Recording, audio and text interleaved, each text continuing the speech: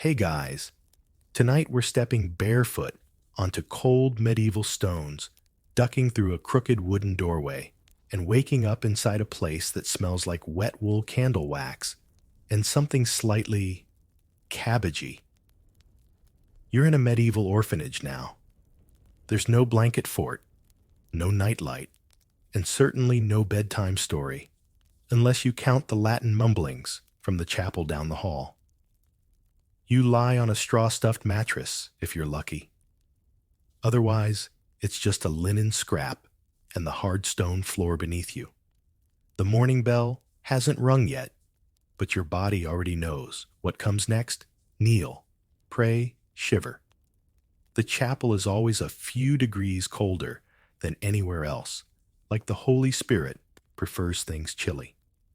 So before you get comfortable, take a moment to like the video and subscribe, but only if you genuinely enjoy what I do here. And let me know in the comments where you're listening from and what time it is over there. Now dim the lights, maybe turn on a fan for that soft background hum, and let's ease into tonight's journey together. The morning light peeks through slits in the wooden shutters, just enough to remind you the day is starting whether you're ready or not. You sit up slowly. There's no rush and no softness either. The hem of your tunic is damp from the mist that creeps in through the stone walls. You roll your shoulders and they pop like old joints. Someone's already moving in the next cot. Maybe it's that boy who sleep mumbles Latin phrases from yesterday's lesson. Or the girl who once bit Sister Elba and hasn't smiled since. No one really talks much before chapel. It's like there's an unspoken rule. Words don't belong to children here. You reach for your shoes, wooden soles ill-fitting. One of them has straw stuffed in the toe to make up for the gap. As you slip them on, your mind already runs through the day's routine like an old hymn. Prayers, chores. Silence, more prayers. Maybe a scrap of bread. Maybe not. The hallway smells of smoke and boiled something. You shuffle in line following the slouched figure ahead of you, like ducks trailing a slightly bigger duck who knows just enough not to get caught dawdling. The chapel's ceiling looms like it's judging you. Candles flicker beside saints with cracked faces. You kneel on a stone step, worn down by dozens of knees. Before yours, hundreds maybe. A priest begins to chant. Latin flows through the air thick and foreign like a lullaby you're not allowed to understand. You try not to sneeze. Dust coats every surface, and the incense makes your eyes water. You peek at the others. Nobody else is crying, so you definitely pretend you're not either. Breakfast follows. You're handed a chipped bowl of hot something. It's grayish. You blow on it and take a cautious sip. It's thin, but warm. There's a chunk, maybe a turnip, maybe not. A chunk is a good day. You sit on the floor. Benches are reserved for donors or priests, or that one boy who had noble blood, or so he claimed. You lean against the wall. Across from you, a girl picks at her food and pretends to be elsewhere. Mainstream historians agree that many orphanages in medieval Europe were attached to monasteries and run by religious orders. These weren't exactly places of warmth or affection, more like spiritual hospitals for social leftovers. Quirkier records mention holy wet nurses, which is as creepy as it sounds, women who claim divine purpose in caring for unwanted infants. Some thought touching such children passed on their sin. Others believed raising orphans could buy you points in heaven. Still, historians argue whether these places were more about salvation or sanitation. Were the monks truly kind, or just eager to keep beggars off the streets? You don't really care. You just know that Sister Elba hit you less than she hit that other boy. So maybe that's mercy. After breakfast, chores begin. You're sent to sweep the corridor, the one near the privy. The smell has layers each worse than the last. The broom is half a broom, really. You make do. Everyone makes do. Later, you're told to help in the herb garden. It's not the worst job. You like touching the leaves. Some are soft like velvet. Some sting. You learn which is which. Sister Bernadine tells you nettles build character. You suspect she made that up. Another boy brings back a frog. You hide it under your tunic and whisper that it's your pet now. You name it after one of the saints, because naming anything else would feel wrong. You don't know what day it is. No one tells you. The bell tells time, not dates. Maybe it's Monday. Maybe it's a saint's day. Maybe it's the anniversary of someone you used to love, but love is a fuzzy word now, like home or parents. You dream sometimes. In your dreams, there's a woman's face. She smells like apples and has strong arms. She hums when she works. You think she was real. Or maybe you saw her in a storybook once. You remember the rats more clearly than her. There's no bedtime ritual.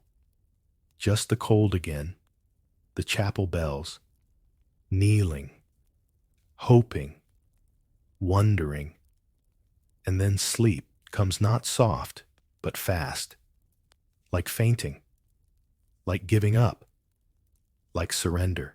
The smell hits you before you even open your eyes. It's warm and wet, and a little like boiled socks. You sit up, rubbing the corner of your eye with a knuckle, and glance around the dim dormitory. Bodies rustle. Someone coughs. A foot slaps against the stone floor. It's morning again, and that means food, if you can call it that. You shuffle along the corridor with the others, your wooden shoes clacking awkwardly. Every step echoes like a drum roll toward disappointment. As you near the refectory, the scent sharpens boiled turnips. Again. You wonder whether there's a turnip god somewhere laughing at you. The dining hall is dim and long. A few high-slatted windows let in narrow shafts of dusty light. The tables are plain planks, scarred with knife marks and old ink stains. Most of the children sit in silence. You don't speak at meals unless spoken to, and Sister Elba never asks anything except if you've earned this mouthful. The nuns ladle out the food. You clutch your wooden bowl like it's treasure. The stew lands with a wet plop. One turnip chunk, a shred of onion, maybe a single lentil. It's hot, though. That's something. You sit. You blow on it. You take a bite and try not to grimace. The texture is mush. The taste is somewhere between bland and mildly offensive. You chew slowly, partly to make it last, and partly because your teeth still hurt from being clamped in your sleep. Someone 2 spots down sneezes into their bowl. No one reacts. Hygiene isn't a concept so much as a distant theory. You wipe your fingers on your tunic, which hasn't been washed in a month. The smell, you get used to it. Or you stop noticing. Mainstream historians note that diet in medieval orphanages was severely limited. Staples included gruel bread and root vegetables, cheap filling, and endlessly repetitive. Sometimes milk on feast days. Rarely meat, unless you were sick or someone made a donation. In one fringe account from 14th century Ghent, it's recorded that a nun tried to disguise turnip stew by adding crushed lavender. The children rebelled. Lavender has not been served since. Still, historians debate whether orphanages were underfed out of necessity or discipline. Was food intentionally sparse to promote humility? Or was it just bad budgeting and a lot of prayers? The answer probably depends on who's telling the story and who's listening. You focus on scraping the last smear from the bottom of the bowl. A boy next to you drops his spoon. It clatters loudly. Everyone freezes. Sister Elba turns. Her eyes lock on him. He murmurs something, an apology, a plea. She lifts one brow. "Eat with your fingers," then she says, and the boy obeys. You keep your eyes on your own bowl. Your heart hammers. No one wants to be next. When the bowls are collected, you line up again. The morning air seeps through the open archway leading outside. You don't go out often, only for chores. The garden, laundry, or if you're lucky, a walk to the nearby chapel to help dust the pews. That's considered a treat.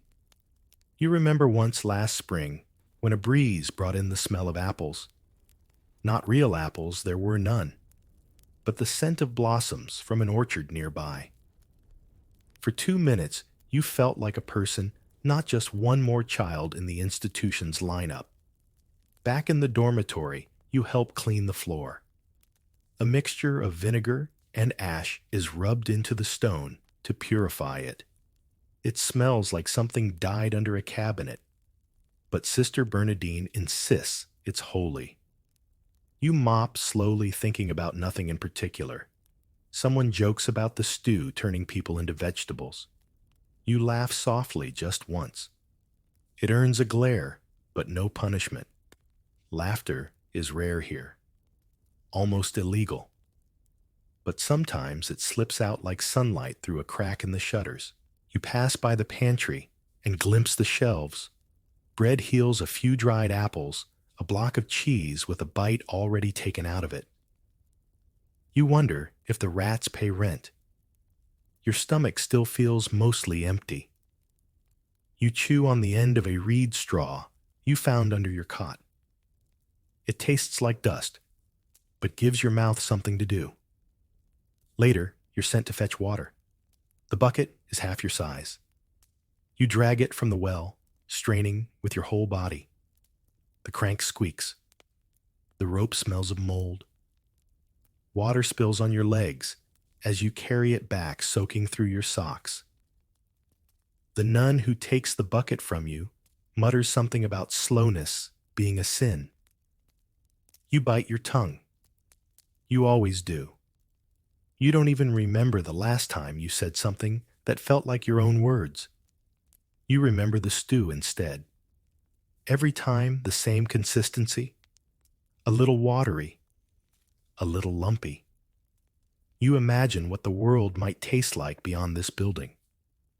Have you ever tried meat? You think maybe once, something dry and tough. You remember chewing until your jaw hurt, but at least it had flavor. Tonight, you'll probably dream of food. You'll dream of piles of bread and jars of honey and cheese with no mold. It always ends the same way you wake up chewing on your sleeve. But for now, you wipe your hands on your tunic again, swallow the hunger, and prepare for the next part of the day. Rules, silence, tasks. And maybe, if the stew was generous enough, you won't feel your ribs ache quite as much when you lie down again. You stand against the wall with your hands behind your back, your eyes fixed on a point somewhere between Sister Elba's chin and her left earlobe. You don't dare blink too slowly. She watches for that. The morning inspection isn't about hygiene.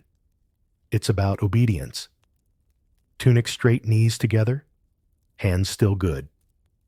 Then she moves on. You exhale slowly, carefully, like someone might snatch it back. Here the rules are everything. They don't just keep order. They become air water, a second skin. You can break a bowl and be forgiven. But if you speak during the wrong silence, you'll feel the cold edge of discipline. You learned that in your first week. Everyone does. One boy made a joke during chapel. Something about the priest's hat looking like a soup bowl. Sister Elba didn't even raise her voice. She just smiled, took him by the ear, and he didn't come back until morning. And when he did, he was quieter, flatter, like someone had pressed all the air out of him. You tried once, too. Whispered something to the girl next to you. a joke about her crooked socks.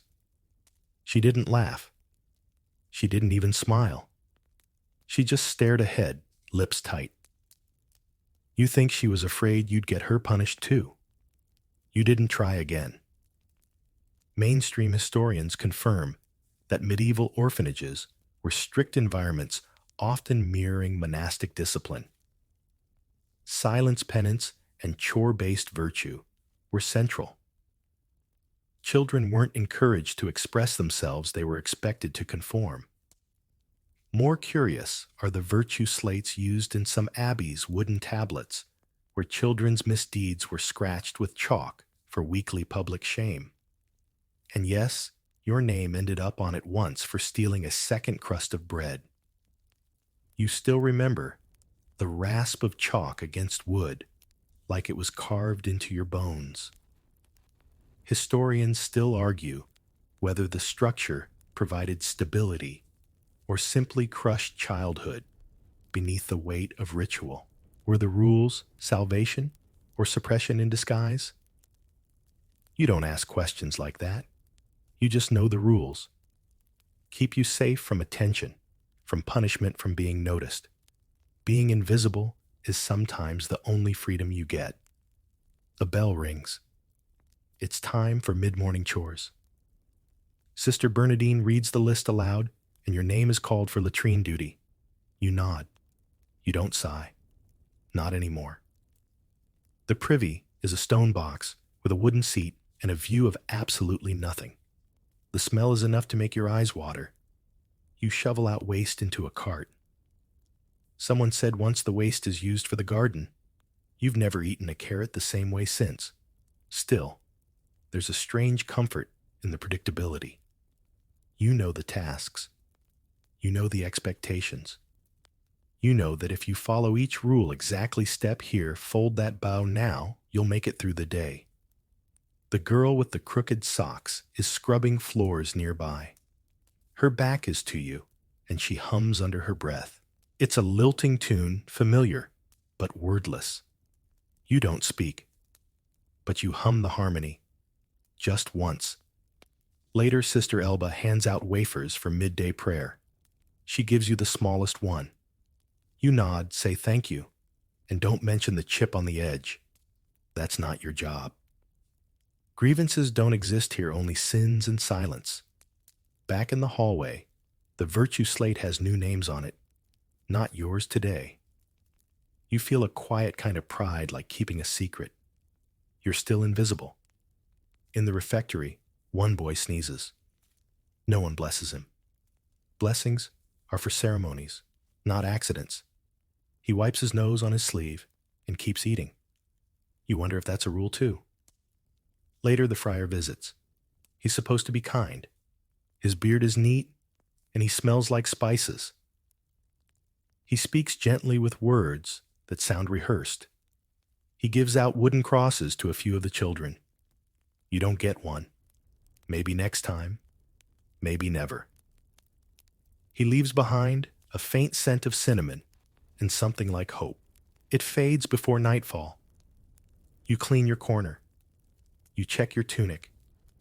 You repeat your memorized psalm. You keep your feet together when you kneel. You don't fidget. You don't speak. You exist. And when the candles go out, you lie on your cot and go over each rule in your head like a prayer. Not to the saints, not even to God, just to yourself.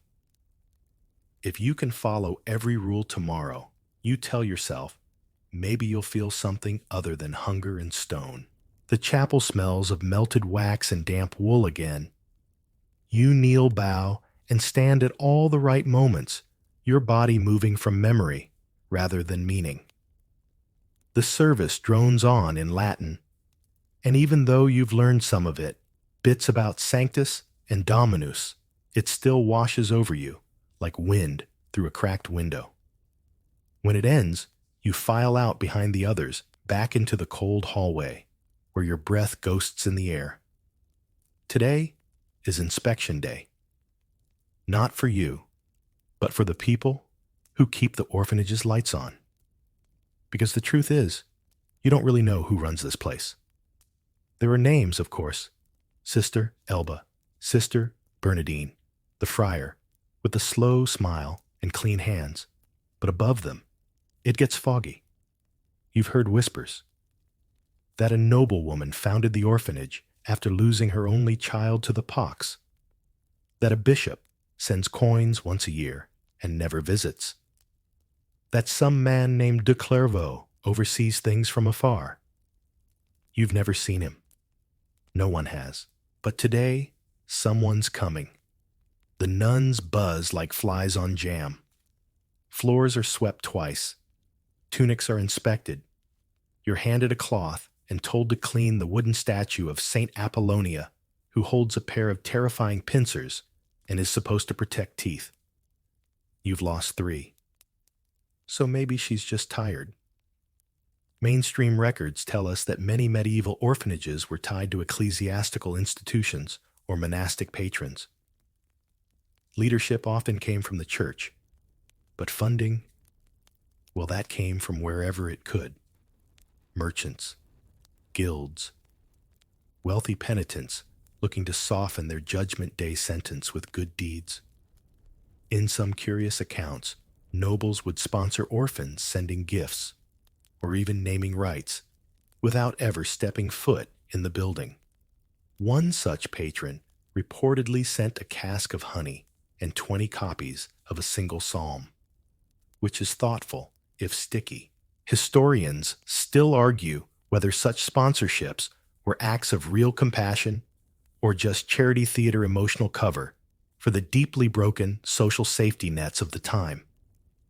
Today's visitor is a friar you've never seen. He arrives on a brown mule that looks just as tired as you feel. His robe is spotless, his boots polished. Everyone calls him Father Theobald.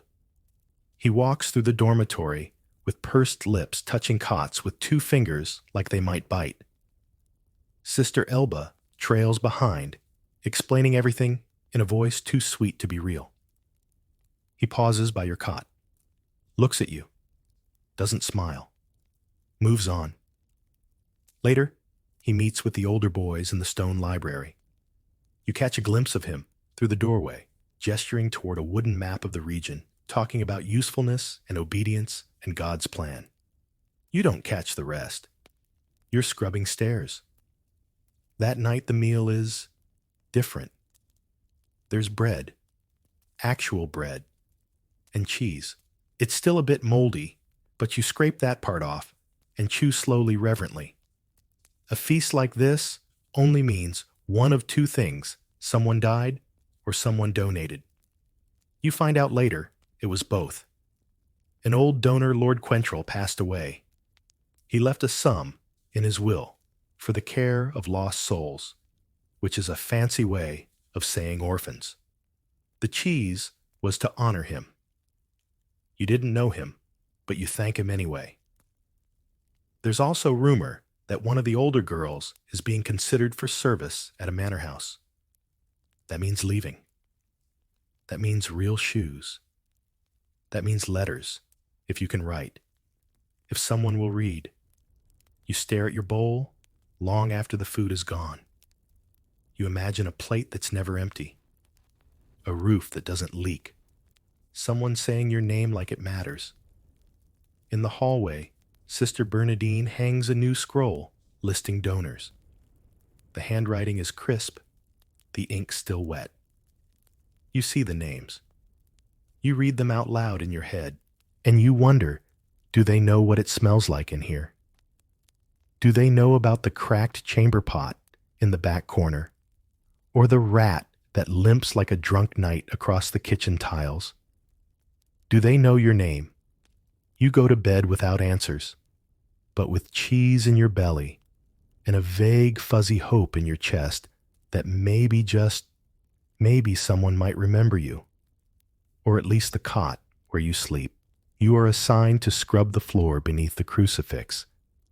It's not a glamorous job, none of them are, but this spot carries a certain invisible weight.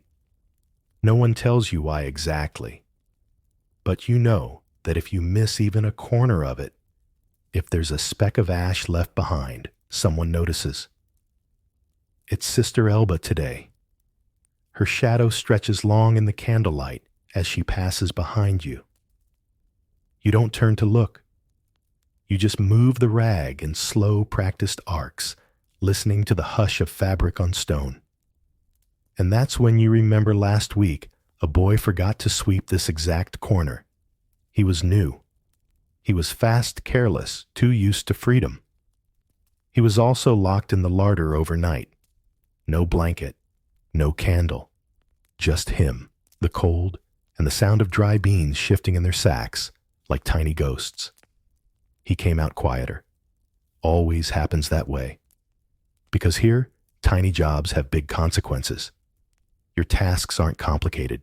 Scrub this, stir that, mend a hem, feed the chickens, don't spill the water. But each one is tied to your worth. Mess up. It isn't just about redoing the work, it's about penance, embarrassment, pain sometimes. You've seen kids get caned for carelessness. You've felt it too. Historians widely agree that labor was used as both instruction and punishment in medieval orphanages. Children were trained through repetition chores that shaped them into humble, industrious adults, or at least into silent ones. Some lesser-known sources mention that task failure was sometimes seen as a moral flaw, not just a mistake. Forgetting to sweep might imply spiritual laziness, and that meant discipline, even for 5-year-olds. But there's debate too. Some argue that chore systems allowed for dignity and skill building. Others say the line between structure and cruelty was paper thin, and often crossed. You've stopped wondering which is true. You just sweep. Slowly. Carefully. You double-check your corners. Later, Sister Bernadine hands you a tray of broken pottery to sort. Some pieces go to the kiln for repair. Others go to the midden heap. You hold one fragment a shard with a painted flower and imagine it once held something sweet. Jam, maybe. Or honey. You've never tasted honey. Not real honey. Another child is mending a robe in the sewing room. She pricks her finger and doesn't flinch. You admire that. Your own hands are rough with calluses now, but still too soft for courage. A visitor passes by a woman with a thick veil and a fur collar. Her perfume trails behind her like a memory.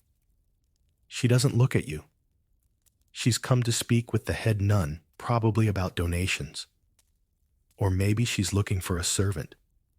You stand up straighter just in case. The rest of the day is filled with little jobs that blur together. Peel potatoes. Air out the bedding. Clean soot from candle holders. One of the candles was carved into a rabbit shape by an older boy. He got punished for frivolity, but the nuns left the candle as is. It's still there. You clean around it, pretending it's watching you. In the garden, you spread ash across the vegetable beds. A nun says it helps keep the soil healthy. You wonder if that's true, or if it's just another thing you do because someone says to do it. You see a bird land on the fence, a blue one. Uncommon. You pause and watch it. It hops twice, fluffs its feathers, then darts away, like it remembered something urgent. You wish you were that bird. At supper, the bread is crustier than usual, hard enough to scrape your gums. You soak it in your broth. A girl next to you breaks hers into precise cubes. You wonder if that's her rule, some secret rhythm that keeps her world in order. Later, while sweeping the hallway again, the same hallway always, you find a small coin under a loose tile. Your first instinct is to hide it. Your second is to turn it in. Your third is to do nothing. So you just stare at it. a bit of tarnished copper. Not enough to buy anything, but still yours maybe. For a second, you leave it where it is. Someone else will find it. Or not. Back in bed, your hands ache. Your knees are raw. You think about the boy and the larder, the corner under the crucifix, the broken bowl you didn't break but got blamed for. You think about the candle shaped like a rabbit. You think about the bluebird. And then you sleep. Not peacefully, but deeply. The kind of sleep that comes when your muscles are too tired to argue with your mind. You scratch at your collar. It's stiff again. The soap they use here smells like ashes and thyme, probably because it is ashes and thyme. And no matter how many times your tunic gets washed, it always feels like wearing a sack of old parchment. Today is laundry day, which also means clothing day, that weekly ritual where all the children's clothes get laid out on the long wooden tables and shuffled around like sad woolen playing cards. Because here, your clothes aren't really yours.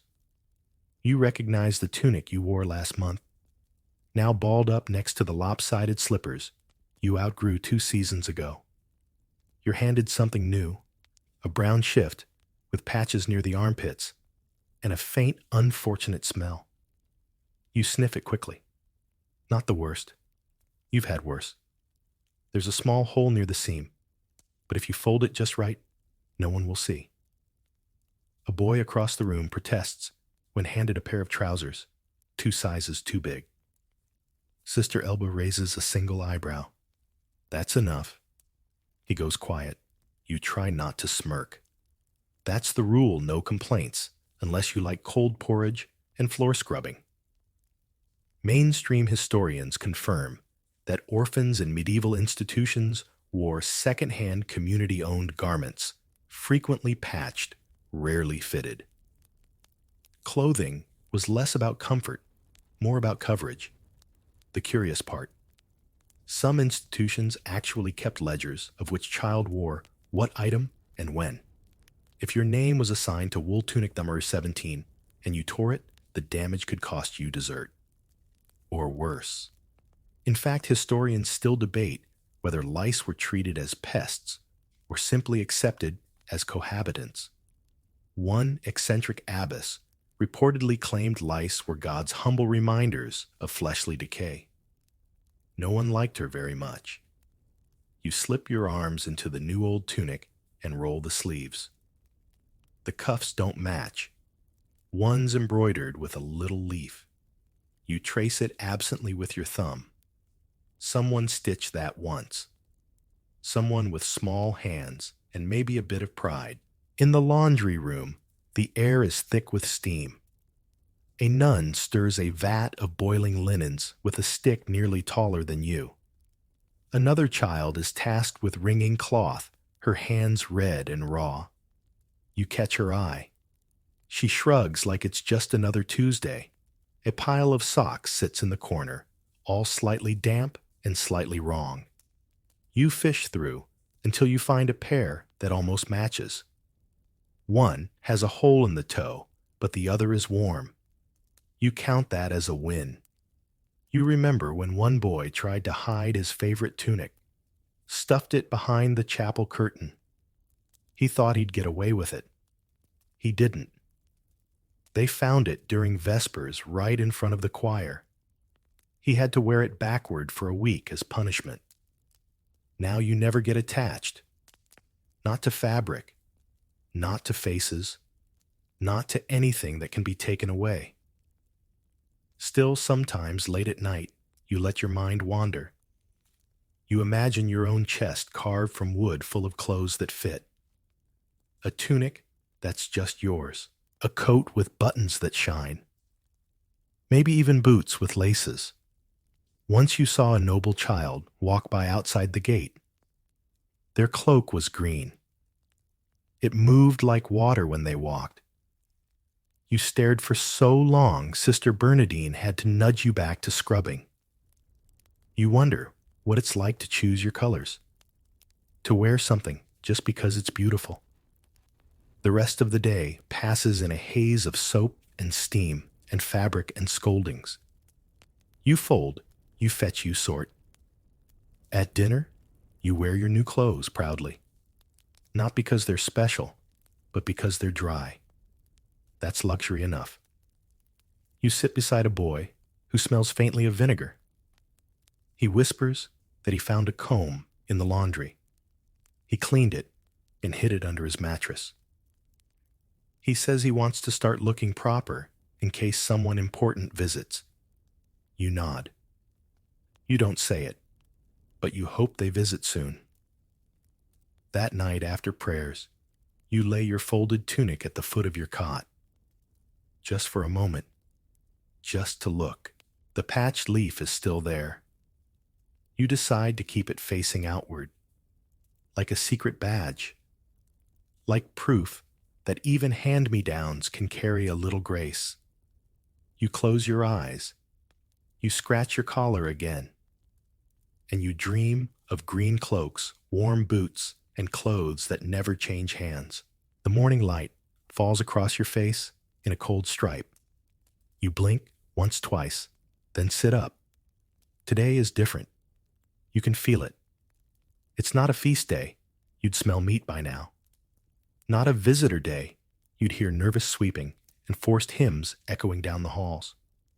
No, today is a learning day.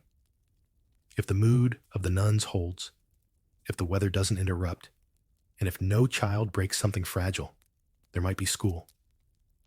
You shuffle into the main room with the others, waiting to see who gets chosen. The ones not picked will spend the day grinding oats or hauling firewood. And as much as you hate Latin, you'd trade anything not to grind oats again. Then the friar arrives, robed serious, holding a slate under one arm and a piece of chalk in the other. You suppress a grin. Today there's school. If you're lucky. You sit cross-legged on the stone floor. The friar draws letters on the slate, exaggerated curves and lines. He recites aloud A, B, C, in a rhythm that makes the younger ones sway a little. You try to copy the letters in the air with your finger, tracing them into your thigh. Recite, he says. The room answers in a hum. Ave Maria, gratia plena. Mainstream sources show that education in medieval orphanages varied wildly. Some provided formal instruction in reading Latin prayers and moral tales. Others offered only labor and piety. Curiously, some fringe records detail small groups of orphans taught math so they could work as scribes or merchants later, especially boys with fine fingers for writing.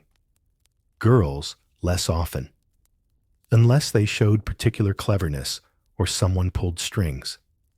Historians still argue whether this patchy education system served children or just reinforced class roles. After all, what's the use of Latin if you're never leaving the kitchen?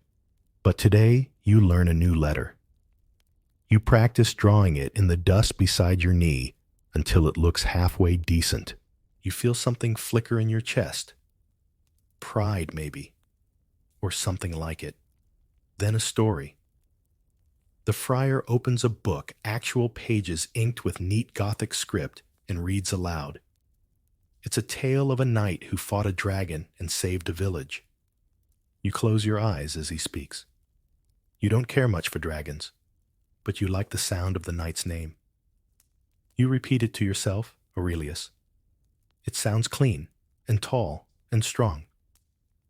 At lunch, the nuns hand out bread with a smear of garlic paste. It burns a little on your tongue.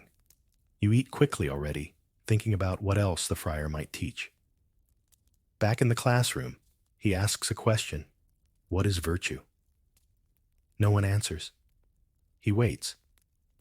Then he looks at you. Your heart thumps once hard. You don't know why your hand rises. It just does. Obedience, you say. He stares for a moment. Then he nods. That's part of it. Just like that, you feel seen. Not like a chore, not like a number, but like a thought someone listened to. Later, the girl with the crooked socks whispers the answer to a math problem in your ear. She giggles. You giggle. Sister Elba hisses. The moment ends, but you keep the answer anyway. That night, you scratch a letter into the wood under your bed frame. Just one. The one you learned today. It's uneven ugly, but yours. You wonder what it would feel like to read a whole book, to write your own name, to write your own story. But for now, a single letter is enough. It glows in your mind as you drift off to sleep.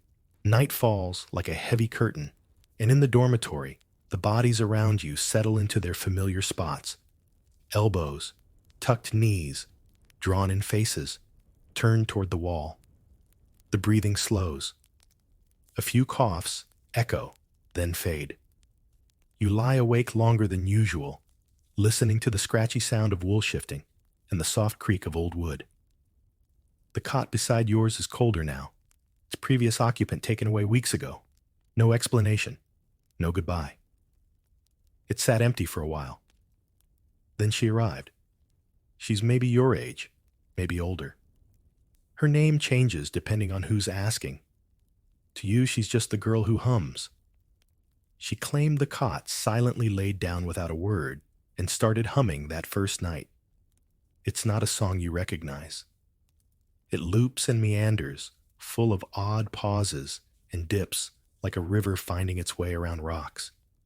You hated it at first. Now, it helps you fall asleep.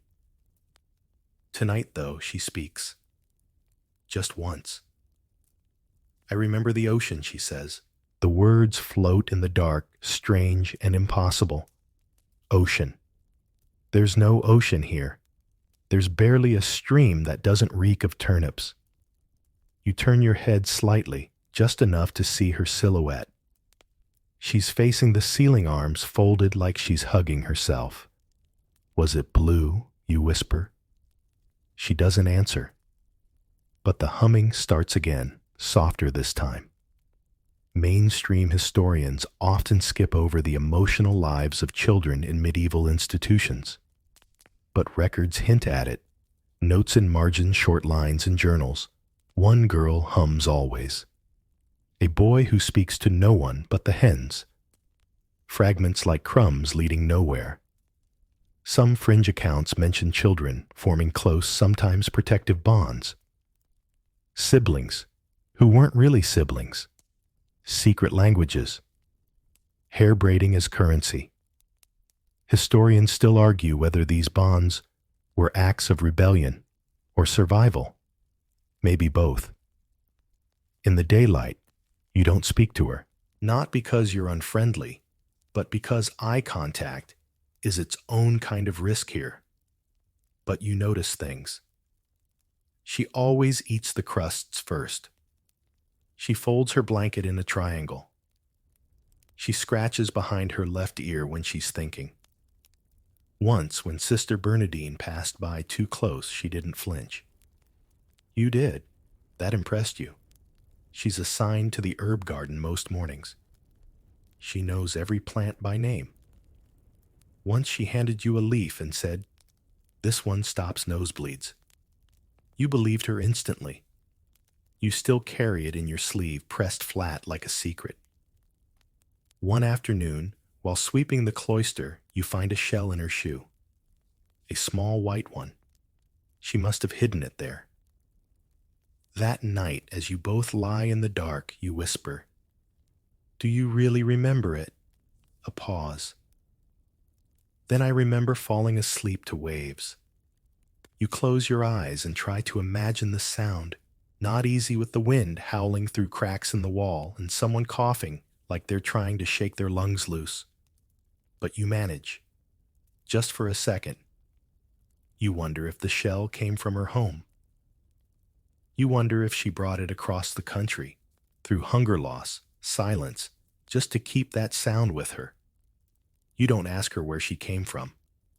Here before is dangerous territory. It can make you miss people who aren't missing you. it can make you hope. And hope is heavy when you already carry chores and rules and hunger. Still, the next day, you find a flat stone near the well. Smooth and warm in your palm, you wash it quietly. You place it under her cot next to the shell. You don't say anything.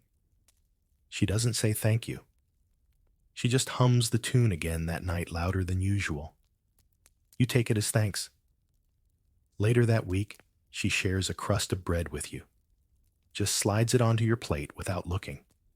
It's the best thing you've eaten in days. You don't share words, but you share something. A rhythm. A silence. A memory you've built between two cots. The chapel smells different today. More candles. Sharper incense.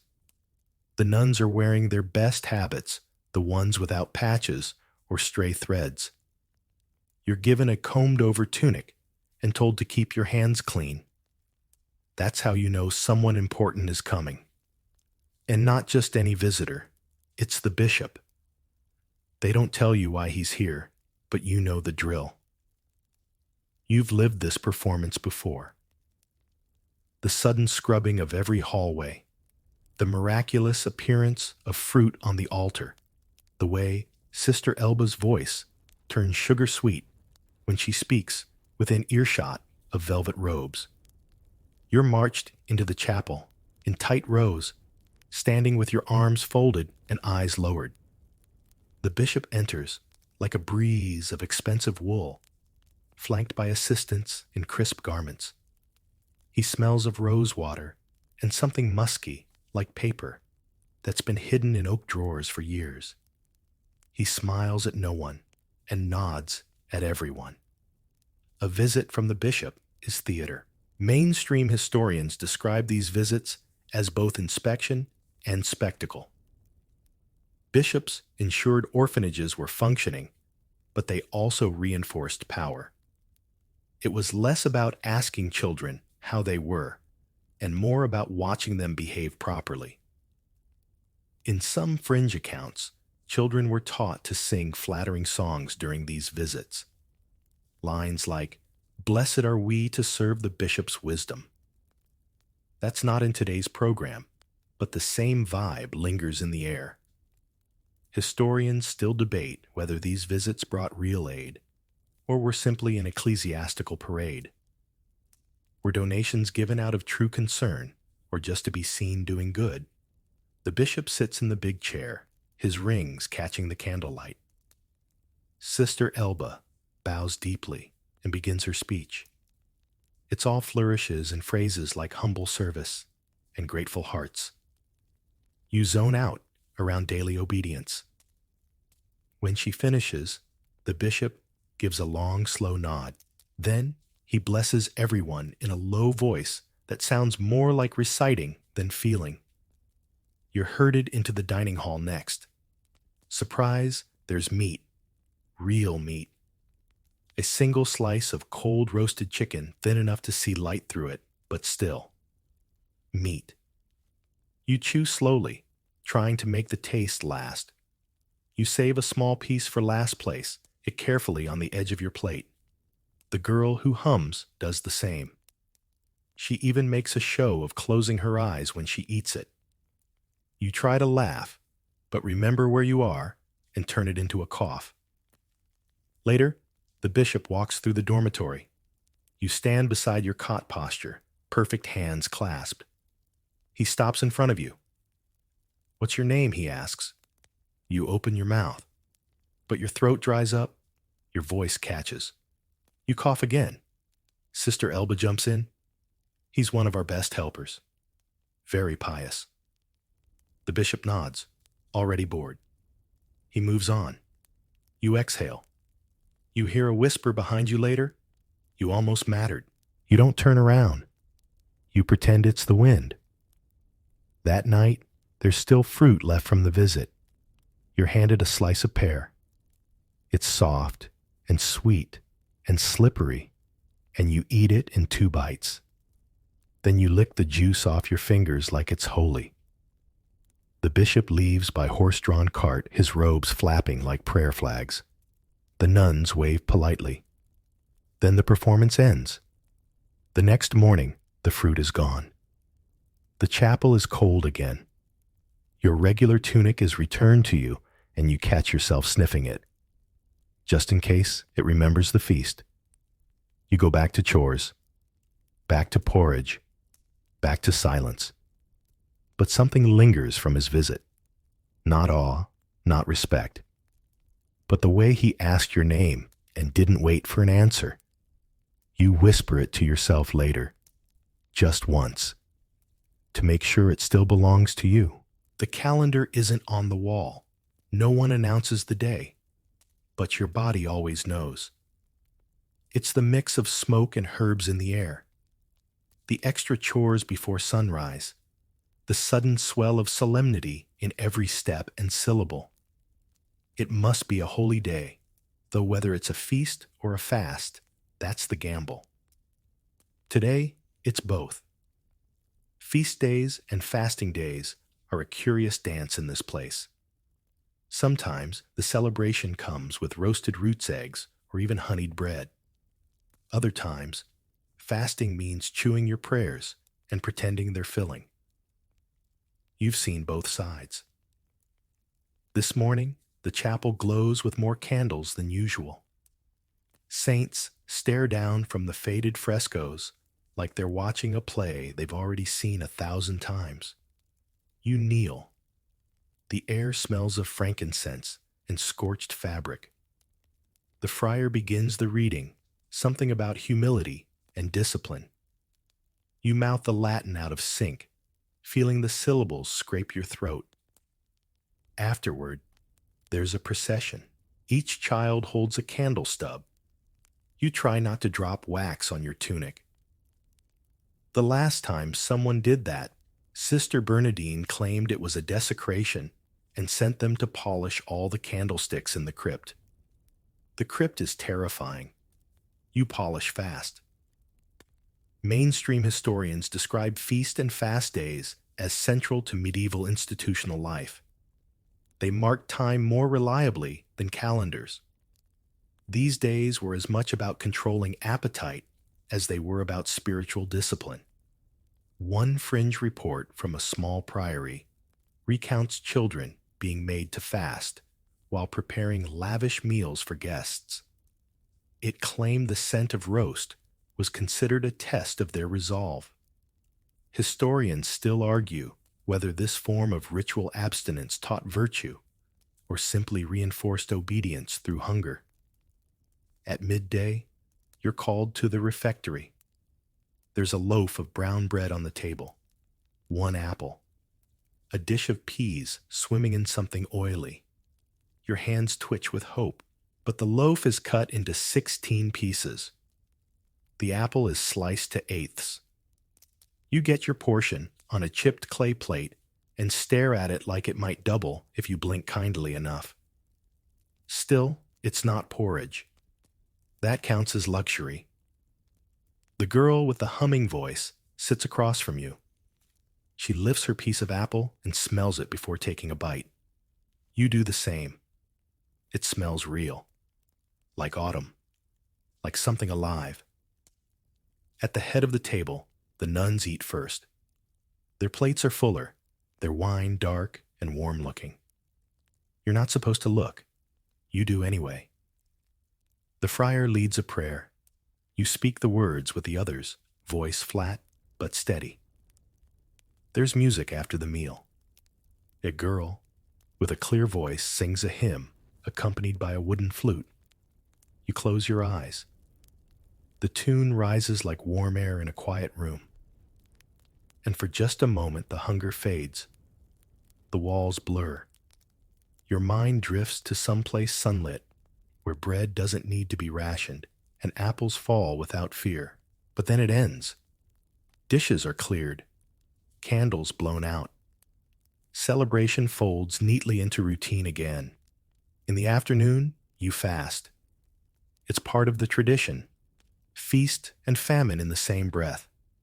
A reminder that joy is conditional. that even good things are rented, not owned. You carry buckets. You sweep the courtyard. You scrub the wooden benches in the chapel until your fingers sting. Later, the friar gives a short lesson about saints who starved themselves in service of purity. He says fasting is the path to understanding. You think you understand plenty already.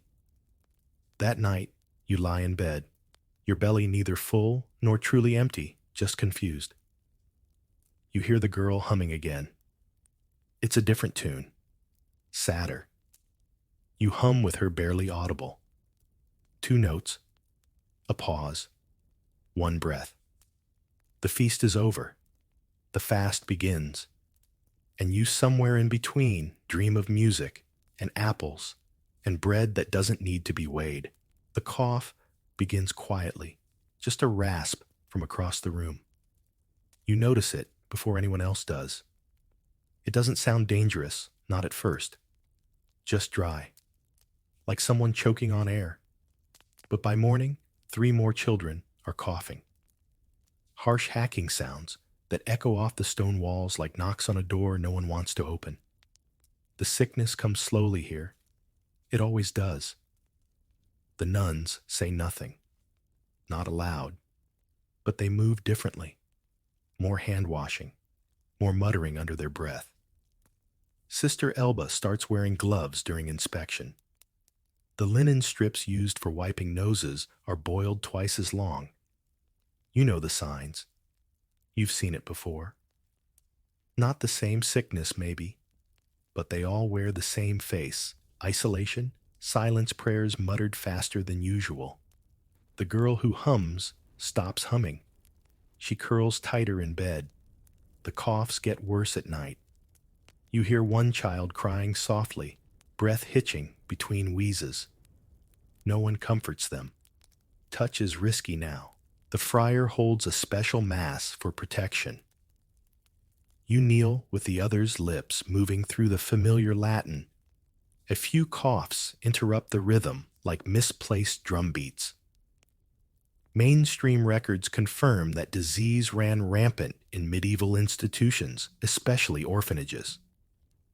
Poor ventilation, overcrowding, and malnutrition created perfect breeding grounds for every illness from influenza to plague.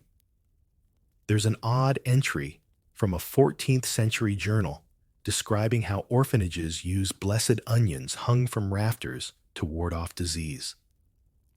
Another speaks of drawing protective circles with chalk around sleeping children. Superstition met desperation at every turn. Historians still debate whether these actions were medicine or metaphor attempts to cure bodies or just to calm the fear in everyone else. You're assigned to fetch herbs from the garden marshmallow root yarrow elderflower. Sister Bernadine crushes them into a poultice and smears it on the chest of a boy who hasn't eaten in 2 days. He winces, then sleeps. Later, the girl beside you sneezes. Once, then again. You flinch just a little. She notices. Her eyes narrow, then soften. She turns away. No one's talking about the sick room yet, but you know it's coming. A cordoned-off corner with wet rags and extra candles. You helped clean it once. The smell stayed in your hair for days. At supper, the food is thinner than usual, half portions to ease digestion, they say. More likely, they're rationing in case the worst comes. That night, Sister Elba makes you sleep farther apart. Extra space between cots. Less warmth, less comfort. The girl who hums, she reaches for your hand under the blanket. Just briefly. Just a brush of fingers. Then pulls away again. You pretend it didn't happen. But you tuck the moment somewhere deep, where warmth is stored like breadcrumbs in winter. By the next evening, 2 cots are empty. No one says where they went. But you saw the nuns carry one boy out in the early light, wrapped tightly in a blanket, unmoving. No humming tonight. No sound but shallow breaths. You try not to think. You fold your blanket neatly. You say your prayers twice. You sleep with one eye open and one foot slightly touching the floor, as if being ready might protect you. You wake to silence, which is worse than coughing. At least coughing means someone's still breathing. 2 cots are still empty. Not even folded blankets remain. The dust underneath them looks untouched, like the floor itself is holding its breath. You sit up slowly listening. The girl who hums isn't humming. She's turned toward the wall blanket pulled over her head. Her shoulders are still. Today is supposed to be chore day, but instead you're sent outside. That's how you know the sickness is real now. When things are bad, inside, the nuns send you out. Into the courtyard, the garden, even the woodshed, anywhere but under the same roof as the fever. You rake leaves with a few others. The sun is out, but it's weak. Your breath puffs visibly. A boy starts crying as he piles damp leaves into a sack. No one comforts him. You just keep raking.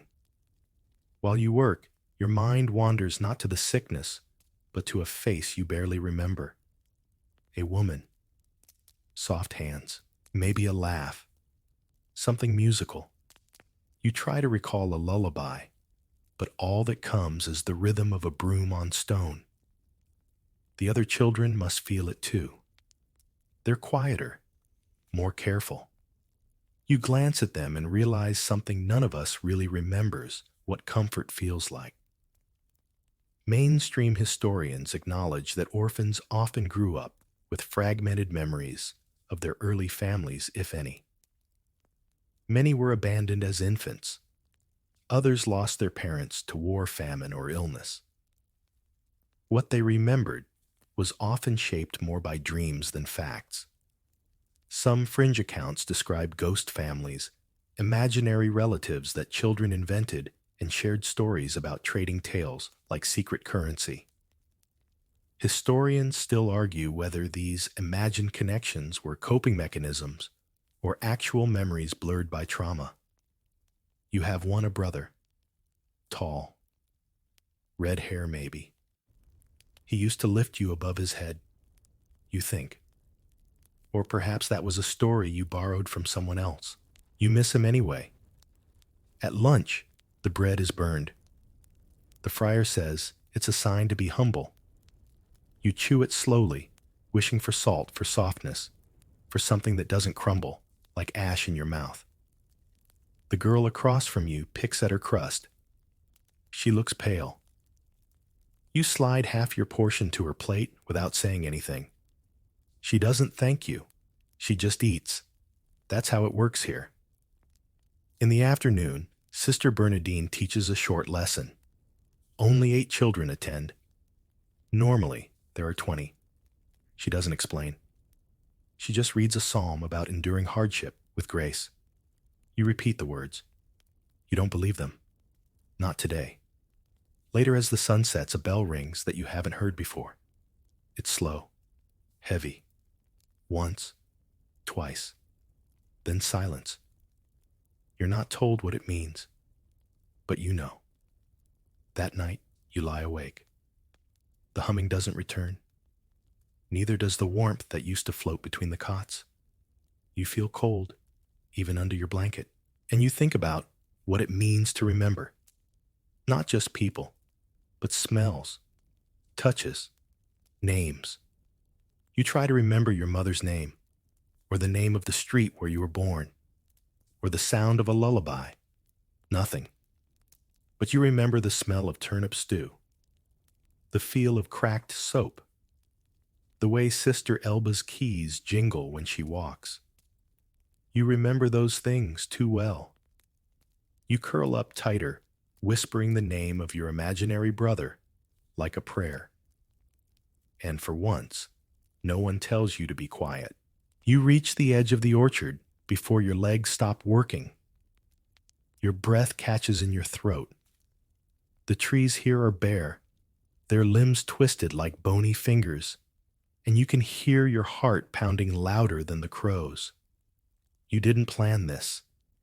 Not really. But this morning, Sister Elba slapped the back of your head when you didn't answer quickly enough. The girl who hums was missing from her cot again. The porridge was sour, and something inside you snapped not loudly, not with anger, but with a quiet, tired kind of break. So when you were sent to the well for water, you just didn't come back. You walked past the chapel, past the herb garden, past the broken fence near the compost pile.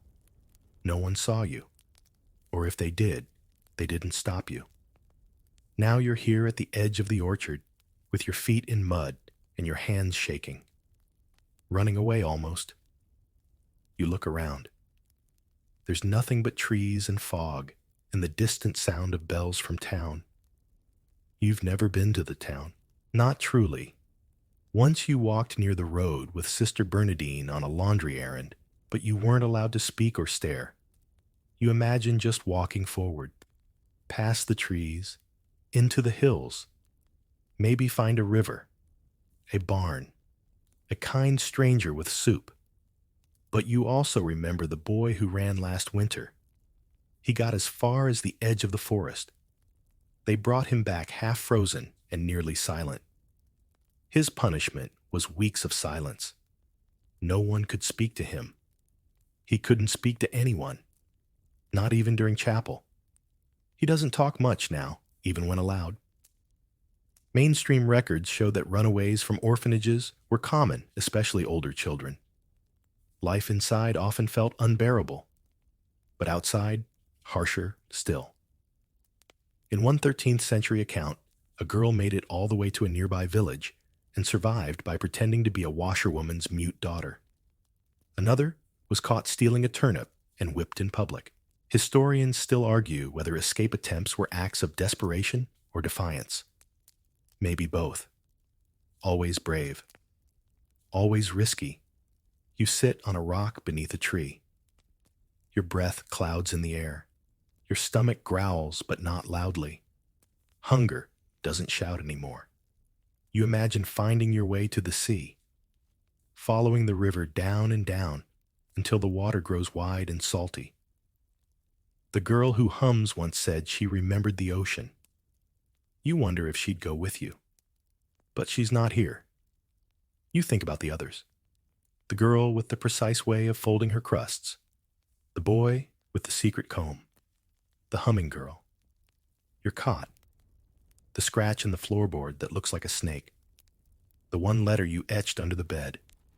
You sigh. Then you turn around. You walk back slowly. Your feet feel heavier, not from regret, but from realism. Where would you go? Who would you be? Out there, you're no one. At least here, you're someone's problem. That's a kind of belonging, isn't it? By the time you slip back through the garden gate, no one's noticed. Or they pretend not to. Sister Elba doesn't mention your absence. Neither does the friar. But later that night, folded under your blanket, you find something tucked next to your pillow. A shell. White chipped smooth. Just like hers. You don't ask. You don't look. But you smile into the dark. And this time, when the humming starts, you hum along without fear. They come at midday, riding mules, with thick leather saddles and wide-brimmed hats. One of them smells like pipe smoke and waxed boots. The other has a long mustache and a small pouch of sugared almonds that he pops one by one into his mouth without offering anyone else. They speak to Sister Elba in the corridor outside the chapel. You and the others pretend not to listen. But every child knows how to listen without being seen. It's a survival skill, like sweeping quietly or eating slowly. The words drift through the stone arch, strong enough for chores. Small hands, fast fingers. No living relatives correct, you know that tone. You've heard it before. It means someone's getting adopted. Or rather, someone's being taken. A stranger, adopts someone. You feel a sudden sharp twist in your stomach that has nothing to do with hunger. The mustached man walks down the hall, scanning the row of children lined up like pots on a shelf. His boots click. His gaze lands briefly on you, then passes. He stops in front of the smallest boy, the one with crooked teeth and a soft voice, the one who still sucks his thumb when he thinks no one's watching. This one, the man says. The boy doesn't smile. He doesn't cry either. He just nods, very slightly. You wonder what he thinks is happening. They give him a new tunic. Not a good one, just newer. They comb his hair with the secret comb you know came from the laundry. They tie his shoes tighter than usual. At lunch, he doesn't sit with anyone. The nuns give him an extra slice of bread and a strip of dried meat. You watch him chew slowly, his eyes moving over everything like he's trying to memorize it. Mainstream sources note that adoptions from orphanages in the medieval period were rarely about family love. They were more often practical arrangements, children given to artisans, farmers, or tradesmen in need of labor. Some fringe reports mention adoptions that were really indentures, contracts of servitude dressed up as charity. Historians still argue whether these practices were acts of salvation or social convenience rescue or transaction. After lunch, the boy is handed a small bundle, probably just his blanket and a wooden spoon. He doesn't look back. He leaves through the courtyard gate, flanked by the two men. The humming girl watches from a window. You stand beside her. Neither of you speaks. That night, his cot is empty. No one touches it. You keep glancing over, expecting him to return late, maybe punished for something minor. But the blanket stays folded. The floor beneath remains clean. You lie awake thinking about the way he didn't say goodbye. You wonder if he didn't want to, or just didn't know how. The girl with the humming voice finally says, "They always leave the small ones first." You nod, though you're not sure what it means. You whisper into the dark, "Do you think he'll be happy?" She doesn't answer for a long time. Then no one's happy, just less scared. You think about that, about a cot that isn't yours anymore, about a house you'll never see, about shoes that fit and soup that doesn't come from a bucket. Then you close your eyes and try to forget how many times you've been passed over, because part of you still hopes, and the other part just waits. You're carrying a basket of cracked turnips when Sister Bernadine tells you to follow her. She doesn't explain. She never does. You drop the basket near the back door and wipe your hands on your tunic, suddenly aware of how dirty your nails are. She leads you through the kitchen, past the heavy iron stove, and the barrel of salted fish no one ever opens unless it's a punishment. Through the storeroom, past the shelves lined with dried herbs and jars of cloudy liquid. And then she lifts a lantern and gestures toward a staircase you didn't know existed. A narrow spiral made of stone, the kind that wasn't built for children, or comfort, or escape. You descend in silence. The air cools with every step. The smell shifts from kitchen spice to something old, like wet books and forgotten prayers. At the bottom, she stops in front of a door made of iron-bound wood. She hands you the lantern. Don't touch anything, she says, then disappears back up the stairs. You push open the door. Inside, there's a low ceiling and walls made of ancient stone. It's not a dungeon. Not exactly. There are no chains, no screams, but it feels sacred and secret. You're in the underground chapel. The room is small, but not empty. In the flickering lantern light, you see carved angels lining the walls. Not elegant, not polished. Their wings are crooked, their hands too big or too small. But they're there, dozens of them, etched into the stone with care and clumsy devotion. One kneels with its head bowed. Another stares upward with a wide, frightened gaze. A third clutches a scroll covered in unreadable script. You trace the grooves with your fingers. The stone is cold, damp. Who carved them, you don't know. Mainstream records say some medieval orphanages included underground chapels for private prayer or burial rites, spaces hidden beneath kitchens or dormitories meant to be closer to the earth or farther from sin. Some fringe accounts tell of children carving secret images during sleepless nights, wings, stars, even messages. There's one story about a girl who carved a cat so realistic it was mistaken for a real one during a candlelit prayer. Historians still argue whether these carvings were acts of worship or quiet rebellion art as defiance in a world that demanded silence. You sit on a low bench. You listen to the quiet. No one else is here. For the first time in days, you're alone. And yet, you don't feel lonely. You whisper your name, just to hear it out loud. Then you add a new whisper, a secret, something no one knows.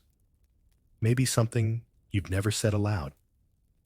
It hangs in the air for a moment, then disappears like smoke. You take a piece of broken tile from the floor. You find a soft patch of wall, low and smooth, and you scratch. It's not perfect. The edges wobble. The lines are uneven. But slowly, patiently, you carve something. A hand, outstretched, open, not reaching, not grasping, just there. You don't know why. You don't explain it.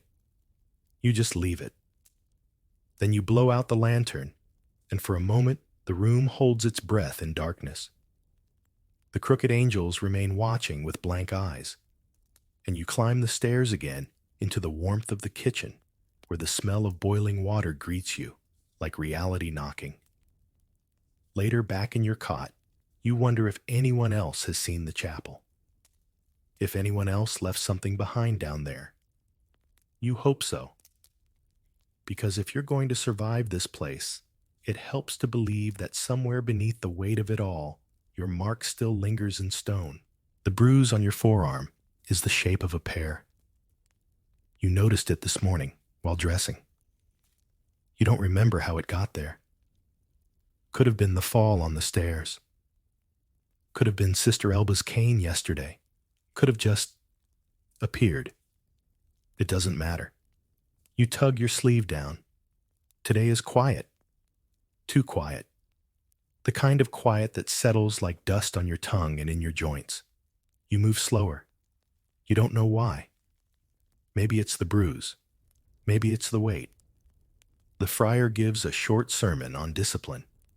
You've heard it before. The rod of correction drives folly far from the child. That one always comes out when someone's limping. Punishments that stay with you. They're never random. That's what makes them worse. You know when you're going to be hit. It's written in the way Sister Elba folds her arms, in the long pause before she speaks, in the flick of her fingers toward the cane hanging by the chapel door. Mainstream historians record corporal punishment as a norm in medieval institutions. Spare the rod, spoil the child, they said. Obedience wasn't expected, it was forced.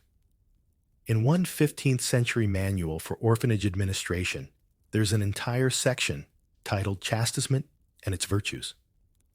The author recommends birch for older boys, willow for younger. But not all pain left marks. There was silence too. The punishment of being unseen. Children ignored for days, or made to eat alone, or denied the comfort of prayers. Historians still argue whether these punishments were effective corrections or ritualized cruelty. Some claim they built character. Others point to records of children who grew up and simply disappeared into towns, never marrying, never speaking much. You know the girl who was made to kneel for 5 hours once. She fainted on the third hour. They woke her with cold water and made her finish. After that, she didn't speak for a week. You know the boy who flinches when a spoon drops. You know yourself. Your worst punishment wasn't the slap, not the welt from a switch. It was when Sister Bernadine said, "You've disappointed heaven," and meant it. The guilt clung to you longer than any bruise. Sometimes you wonder if the nuns think they're saving you, or if they just don't know how else to speak. You try to be perfect now. You make your cot tighter than anyone. You recite your verses in time. You've learned the right way to blink, but perfection doesn't protect you. Yesterday, you spilled a bowl of lentils. You apologized before the first one hit the floor. Still, you were made to eat standing facing the wall. No dinner. No blanket that night. The girl who hums offered you half her crust. You said no. That was part pride, part fear. Accepting kindness feels like breaking a rule, even when no one says so. You scratch your arm through the fabric. The bruise throbs dully. In the chapel, the friar says, "Discipline refines the soul." You want to ask, what happens when the soul gets too refined? What if there's nothing left but smooth silence and tiny scars? But you don't ask. You never do. That night, someone cries in their sleep. Just once. A short, sharp sob. You all hear it. No one says anything. You roll onto your side and press your cheek into the thin pillow. You whisper to yourself, "I am still here." That's not defiance. It's not victory. It's just a quiet truth. But sometimes that's all you need. You're gathering kindling near the edge of the garden when she finds you. No one told her to. She just appears like she does, quiet as a cat head, tilted like she knows a secret. She doesn't hum today. She talks. Want to learn to read. You blink. You look down at your dirty hands, at the stick you're holding, at the world that hasn't offered you many choices. Then you nod. She grins. Not wide, not flashy, just a soft curl of the lip, like it's your secret now, too. That night, when the candles are low and the nuns have gone to their rooms, she pulls out a scrap of parchment. Old, wrinkled, probably stolen from the friar's rubbish pile. She shows you a letter. Just one. This one's M, like mercy, or mud. You trace it with your finger, whispering it like a spell. She teaches you another the next night, and the next. In the space between sleep and rules, between chapel bells and morning porridge, you begin to learn the alphabet like it's forbidden treasure. Because here it is.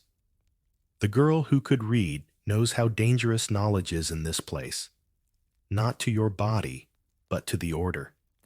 Mainstream historians confirm that literacy was rare among orphans, especially girls. Education was practical, meant for reading prayers, not exploring thoughts. In one obscure record, a nun was reprimanded for teaching orphans too many letters, fearing they might grow discontent. Idle minds birth rebellion, the abbot wrote. Historians still argue whether literacy was ever truly about access or control. To read is to see differently, and that's not always welcome. The girl teaches you how words sound when strung together. She mimics the friar's voice with just enough sarcasm to make you both laugh. Quietly, carefully. She teaches you bread, then wall, then child. She tells you stories made from 3-letter combinations that aren't supposed to make sense, but somehow do. You try writing your name. It takes 5 tries to get the letters right. When you finish, she smiles and says, "You exist now." You believe her. One night she shows you a page torn from a book. The corners are singed, the ink is faded, but the illustration still shows a lion curled beneath a tree. There are more pages like this, she whispers. In the friar's study, you don't ask how she knows. You just stare at the lion. Its mane is wild, its eyes gentle. Do you think he was ever hungry, you ask? She shrugs. Maybe. But he had stories. That's better. You fold the page carefully and tuck it beneath your mattress. You feel like a thief and a saint at the same time. The next day, you mouth the words child and bread during chapel. No one sees. You say them with your eyes open while the others bow their heads. It feels like defiance. It feels like truth. And when Sister Elba asks who spilled the flour in the kitchen later, you don't answer. Because now you have words. And someday, they might protect you more than silence ever did. She calls your name. Your real name. Not the one the nuns gave you when you arrived. Not boy, not child, not you there. She says it quietly, like a prayer, like she's dusting it off after years of disuse. You freeze in place, holding a stack of firewood in your arms, unsure whether to cry or run or just drop everything and hug her. It's the nun who smiled. You didn't think they could. Not really. Nuns aren't supposed to smile, but she does, just a little. A tug at the corner of her mouth that softens her whole face like sun slipping through storm clouds. She doesn't smile often. Maybe twice before. Once when a girl finished reciting a psalm without faltering. Once when a bird landed on the windowsill mid-sermon. But this smile, this one's for you. It happens in the garden while you're weeding next to the thyme. She kneels beside you, her hands gentle in the soil, and starts humming under her breath. Not the tune you know, but something close. Familiar. You glance sideways. Her veil shifts in the breeze. She catches you watching and just says, "You learn fast." You shrug. "Only because someone's teaching me." She doesn't ask who. She doesn't have to. Mainstream historians rarely mention individual kindnesses in medieval orphanages. The records speak more often of policies than people. But tucked between ledgers and rules are tiny notes: Sister Magda was gentle with the sick, or Sister Anne always brought flowers to the lonely beds. In some fringe letters from Abbey archives, nuns describe unofficial kindness, bending rules without breaking them. Small acts, silent mercy. Historians still debate whether these moments were tolerated exceptions or quiet rebellions. Was compassion part of the mission, or merely a whispered human protest? She offers you a plum. From her own pouch. You haven't had fruit in weeks. You hesitate. "I won't tell," she says. So you eat. Slowly. Carefully. It's soft and sweet and tastes like a memory you never had. Like a story someone else told you once about gardens with fountains and trees that didn't end. She doesn't ask questions, just lets the silence be kind. And then, as you're brushing dirt from your hands, she touches your shoulder. It's not hard. Not like the taps from Sister Elba, or the stiff grip of the friar when you speak too quietly. It's a touch that lands and lingers. Warm. Real. She says your name again. "You'll need it," she says. "When you leave here. Leave. You hadn't thought that far. The future's always been a fog. A hallway with no end. You want to ask how she knows your name, how she remembered, why she used it now. But you don't. Instead, you just say it again to yourself, later when you're lying in bed, staring at the ceiling. Your name. The full one. The first one. The one that still fits. You whisper it into your pillow. You write it on the back of your hand in dust. You hum it in the tune the girl taught you. And you begin to wonder, maybe survival isn't just about silence. Maybe it's about being seen. You wake up with sore knees. They ache when you stretch them, like they're tired of being bent for so many prayers. You sit up in the dark, and your head nearly bumps the underside of the bunk above you. You're taller. It's not a dramatic thing. No magical moment. Just a slow, creeping awareness that your sleeves are shorter. Your feet hang past the edge of the cot. You don't crouch to get through the pantry doorway anymore. You just walk through. You grow taller. It doesn't feel like power. It feels like weight, like your bones remember every punishment, every skipped meal, every whispered psalm. When the younger children pass you, now they lower their eyes. Some of them flinch. You don't know what you did to make that happen. You used to flinch like that. You helped serve gruel this morning. It's part of your new chore rotation. Your hands are steadier now, and Sister Elba says you show signs of structure, whatever that means. You spoon gray mush into wooden bowls. You try not to spill. You try to smile once at the smallest girl, but she just stares. Like you're made of something she doesn't understand. Mainstream historians write about the rite of passage in orphanages when children stopped being the pitied and became part of the system. Helpers, discipliners, shadows of their caretakers. Some fringe records even list transition rites where older children were asked to report on younger ones to reinforce rules and recite catechism louder.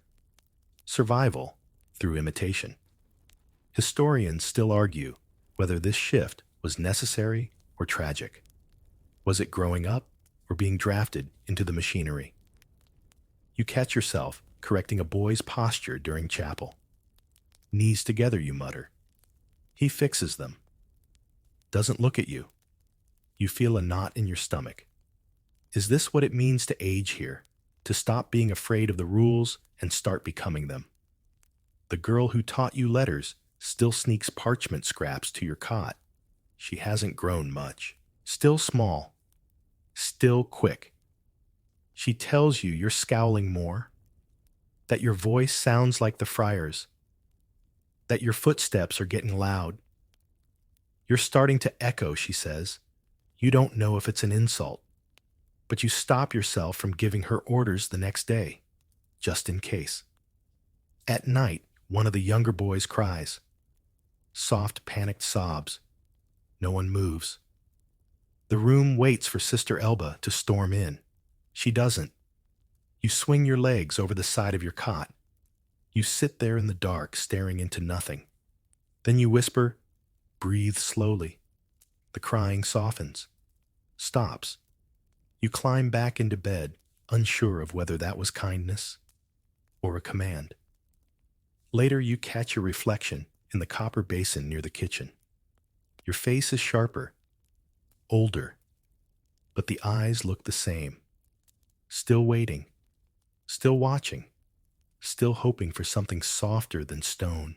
And even though you're taller now, even though your arms can carry heavier baskets and your voice echoes in the chapel, you feel smaller than ever. Because growing doesn't mean escaping. Sometimes it just means you're the one the others are starting to fear.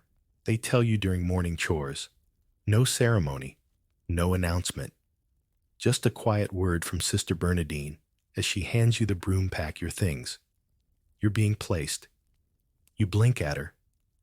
She moves on, already speaking to the next child. The quiet goodbye. It doesn't feel real. You sweep the floor automatically, your mind moving slower than your hands. Placed. Where with whom? Will there be bread? Will there be kindness? Will you still have a name? You fold your blanket with more care than usual. You check under the cot and retrieve the carved tile, the parchment scrap with the lion, the small white shell you never returned. You hold them all for a long time, then tuck them into the cloth pouch they give you. The humming girl watches you from her cot. She doesn't speak. You don't either. There's nothing to say that hasn't already been said, with glances and gestures, and the quiet exchange of letters and stolen plums.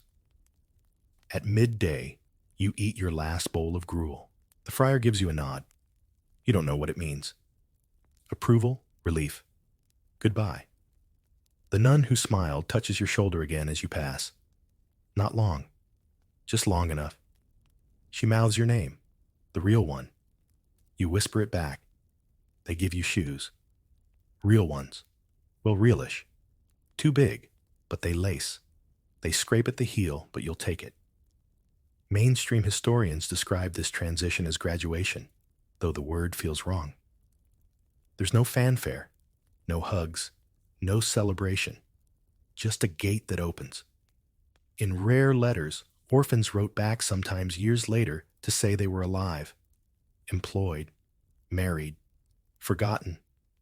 Historians still debate whether the orphanage saved them or scarred them, whether survival counts as success. You walk to the gate with your pouch in one hand and your shoulders straight. You don't look back until the very end. The chapel roof peeks above the wall. You see the cracked window, the herb garden, the crooked chimney. You remember every sound footsteps, on stone, whispered Latin, the hush before punishment. You remember faces. The boy with the comb, the girl with the folded crusts, the ones who left, the ones who didn't. You remember your name. The gate creaks open. The man waiting on the other side doesn't smile. He doesn't frown either. Just gestures for you to follow. You hesitate, then step through. And just like that, you are no longer an orphan. You're something else. A servant, an apprentice, a burden, a possibility. A child with a name, a scar, and one secret hope tucked deep beneath your ribs like a match you haven't struck yet. You don't know what comes next, but you walk anyway, shoes scraping, shoulders squared, eyes open. You walk. The road stretches out before you, quiet pale under the weight of a gray sky. The breeze brushes against your cheek, carrying with it the faint scent of herbs and cold stone. Behind you, the orphanage fades, not just in the distance, but in memory, its sharp edges blunted by the soft, inevitable fog of time. Your steps fall into rhythm, slow, steady. Each one takes you farther from the girl who hummed lullabies in the dark, from the crooked angels in the underground chapel, from the rules etched into silence and bruises. Your bag is light, but your heart is full of names and glances and the smallest pieces of defiance. A hand carved into stone, a letter scribbled in secret, a shell, a smile, a name whispered once and kept close ever since. You pass a tree. A bird lifts off from its branch. The world is bigger now. Not safer, maybe, but wider. You wonder if the girl who read to you will find her own gate someday. If the friar ever knew more than he let on. If kindness can survive in a place like that, perhaps it can thrive anywhere. And as the sky dims and the first stars blink awake, you find yourself humming. Just a little, just enough. Because stories aren't always grand. Sometimes they're quiet. Sometimes they're just the sound of footsteps on a dirt path and the thought I made it through. Now close your eyes. Let the memory settle. Let the dark hold you gently. The story's done. You're safe. You're still here. Sleep, little reader. You're not alone. What school was like for a child in 1300. We're heading way, way back, like 7 centuries back, to a time when school wasn't just boring. It was borderline medieval torture. Imagine waking up before sunrise in a room that smells like wood smoke and wet wool, your breath forming little puffs in the air. There's no alarm clock, no warm socks, no cereal. Just the sound of your father chopping wood outside and your mother yelling that you'd better get moving before the cleric locks the door. The fire went out hours ago, and it shows. Your fingers feel like icicles as you crawl out from under a fur that still smells like the animal it came from. You slept in your only tunic because taking it off would mean freezing your kneecaps off. Somewhere in the darkness, someone's already milking a goat. You hope it's not your turn. Your shoes are where you left them last night, by the door, crusted with dried mud and possibly frozen. Slipping them on feels like stuffing your feet into old loaves of bread. You wiggle your toes to check if they're still attached. So far, so good. This is your daily reality in the year 1300, and you're one of the lucky ones because you're going to school. Sort of. You shuffle out the door, hunched into the cold, your satchel bouncing against your hip. Inside is a scrap of parchment, a lump of wax, and a bit of stale cheese, if you're lucky. The walk to school isn't long, but it's treacherous. The dirt path is slick with yesterday's rain, and you nearly faceplant twice before reaching the village edge. The air smells of wood smoke, sheep dung, and someone's half-burned breakfast. A rooster crows like it's auditioning for a play. The sun still hasn't risen, and you can barely see more than a few feet in the gray fog that clings to the thatched roofs. On the way, you pass others, like you kids, muttering their lessons under their breath, eyes half-shut, feet dragging. Some of them walk for miles. Others get there on donkey back if their family's rich enough. You're lucky if you don't step on a dead rat. Arriving at school is less of a relief than you'd hoped. The building is small, maybe part of the church, maybe just the cleric's own house. It's made of stone, but don't get any fancy castle ideas. It's drafty dark and smells faintly of old stew and burning tallow.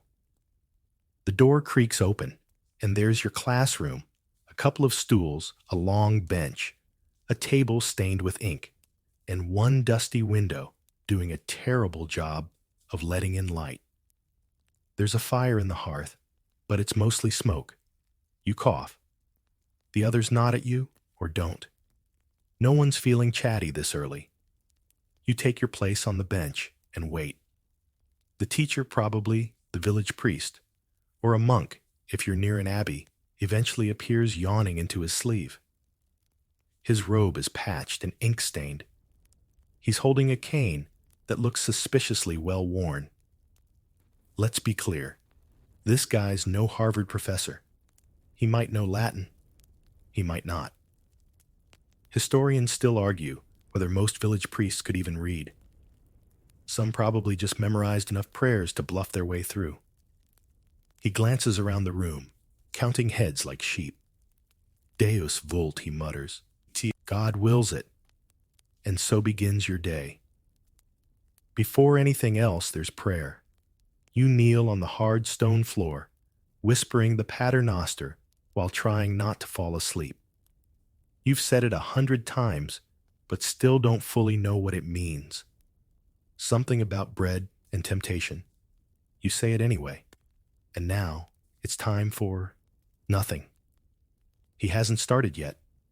You wait and wait. You hear someone outside yelling at a goat. Someone else sneezes so loudly you jump. Eventually, the cleric starts a slow chant from a scroll. You're supposed to join in. The words are Latin. Your brain is porridge. And that's school in 1300. It's not all gloom and doom, though. Sometimes the cleric tells a story about saints that ends with someone's head catching on fire. That part's kind of cool. Other times, he forgets you exist and goes to argue with a widow about tithes. That's when you sneak in a nap, though you risk waking up to a sharp rap on the knuckles. You look down at your fingers already ink-stained and raw from yesterday's exercises. Writing means scratching letters with a quill made from an actual feather using ink that smells like moldy grapes. The parchment is so precious, you sometimes reuse it by scraping it clean. If you mess up, you pray nobody notices, or you blame the ink, or a demon. That last excuse doesn't always work. Today, you're trying to copy part of a psalm. The cleric walks by and grunts approvingly, or at least he doesn't hit you. That counts. Your stomach grumbles. You had broth last night, but not much else. You glance at your satchel. The cheese is still there. You wonder if you can eat it without attracting attention. The last time you tried, a dog bit your leg. Your friend beside you nudges your elbow. He's drawn a funny-looking devil in the margin of his wax tablet. You smirk. He shrugs. The teacher scowls. You freeze. Still, this is your life now. Learning to read. Learning to write. Learning to dodge beatings and survive boredom without blinking. You don't always understand why you're here, whether it's to become a priest, a scribe, or just to avoid weeding cabbages for another year. But here you are. You scratch another line on the parchment, whisper a half-hearted prayer, and glance outside. It's still gray, still cold, but you made it through the first hour. And that's something. Your legs are already stiff when the teacher grumbles something about a break. Though break is generous. It's more of a go outside and stretch before I yell again kind of situation. You step into the yard, which is just a patch of trodden mud surrounded by leaning fences and indifferent chickens. The fog has thinned, but only slightly. You still can't see past the bakery, which is taunting you with smells you're probably not allowed to enjoy. The walk to school this morning was eventful. Every day, it's a mini pilgrimage. No carriage, no bicycle, no school bus, jingling with seatbelts and forgotten snacks. Just your own 2 feet navigating puddles that could double as ponds. And if you're in the countryside, and let's be real, you probably are, your journey might start well before the roosters even stir. Depending on your status, your walk might be lonely or shared with a few grubby fellow scholars. Some boys have to cross pastures and tiny creeks. Others, especially in towns, might skirt along the edges of marketplaces, dodging carts piled with fish and leeks. A few lucky ones get a ride in a cart usually perched on sacks of manure, trying not to inhale too deeply. Smells are a big part of medieval school life. They're not good smells. You pause to shake the muck off your shoes. They're made of worn leather, maybe passed down from a cousin. They're stiff from yesterday's rain, and every step squelches like a wet sponge. There's a loose sole threatening to flap with your next footfall. One of the boys next to you is barefoot. That might sound freeing, but considering the road conditions, he's either very tough or very unlucky. Back then, school wasn't even guaranteed to be in a building. In some villages, it's held in the church porch or under a tree if the weather's good, which it rarely is. Some days, you turn up and find the door bolted. No explanation. Just the harsh medieval version of a snow day. And sometimes the teacher doesn't show up at all because he's dealing with his sheep, or he fell off a ladder fixing the steeple. Multitasking was a thing even in 1300. Historians still argue whether children went to school every day or just when there wasn't farming to be done. Because honestly, if the wheat needed harvesting, school could wait. Latin verbs weren't going to feed the family. And if your parents needed you to herd geese or scare crows from the barley fields, guess what? You weren't going to conjugate anything that day. Still, most children who attended school did so during the colder months. It's too muddy for proper farming, but perfect for sitting indoors and trying not to fall asleep during psalms. That said, indoors was relative.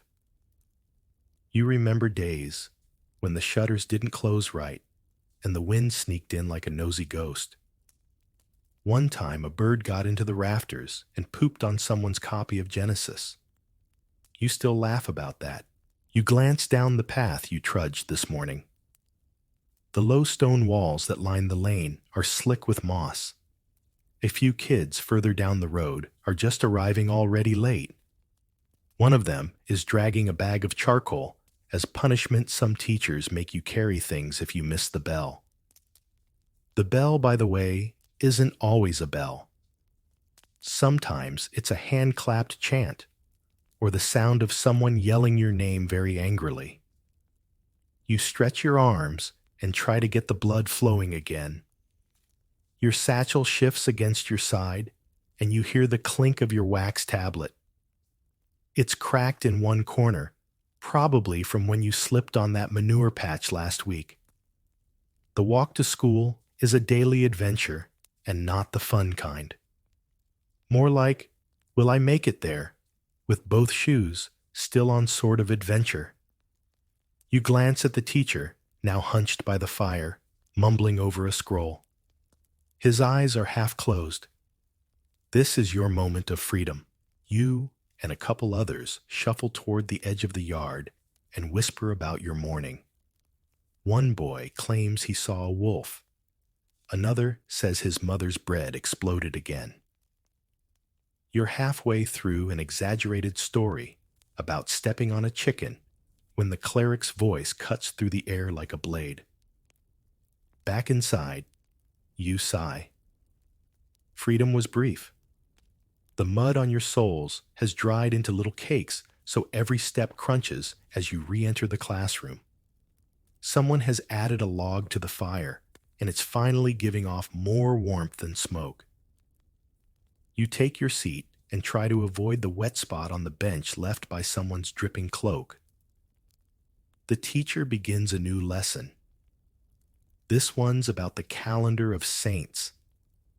You have to memorize the feast days in Latin. It's like trying to learn a list of holidays you're never invited to. Today is St. Bridget's Day, apparently. She's the patron saint of scholars' cows and oddly babies born during storms. The teacher starts droning the prayer. You echo it sluggishly, half your mind still out in the muddy lane. Still, you remember the way here this morning. The dew on the leaves, the clouds sitting low over the fields, and the tiny frog that jumped across your path. A mundane, miserable commute, but oddly peaceful in its own grimy way.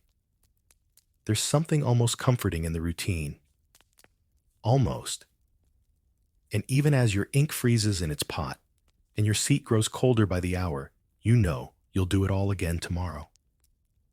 Because in 1300 going to school, even if it means trudging through muck-dodging pigs and risking a swat on the ear, is still considered a privilege. At least that's what they keep telling you. Back inside now, and the cold seems to have followed you. The fire crackles low in the hearth, doing its best to warm a room that really just wants to stay icy forever. You take your seat again, if you're lucky, it's still dry, and pull out your writing tools. That means your wax tablet, if you're new, or your parchment scrap, if you're fancy. Either way, you're ready for another round of mental gymnastics. Let's take a good look at this place. The classroom isn't quite what you might be imagining. There's no blackboard, no rows of identical desks, no motivational poster with a smiling owl telling you to do your best. Nope.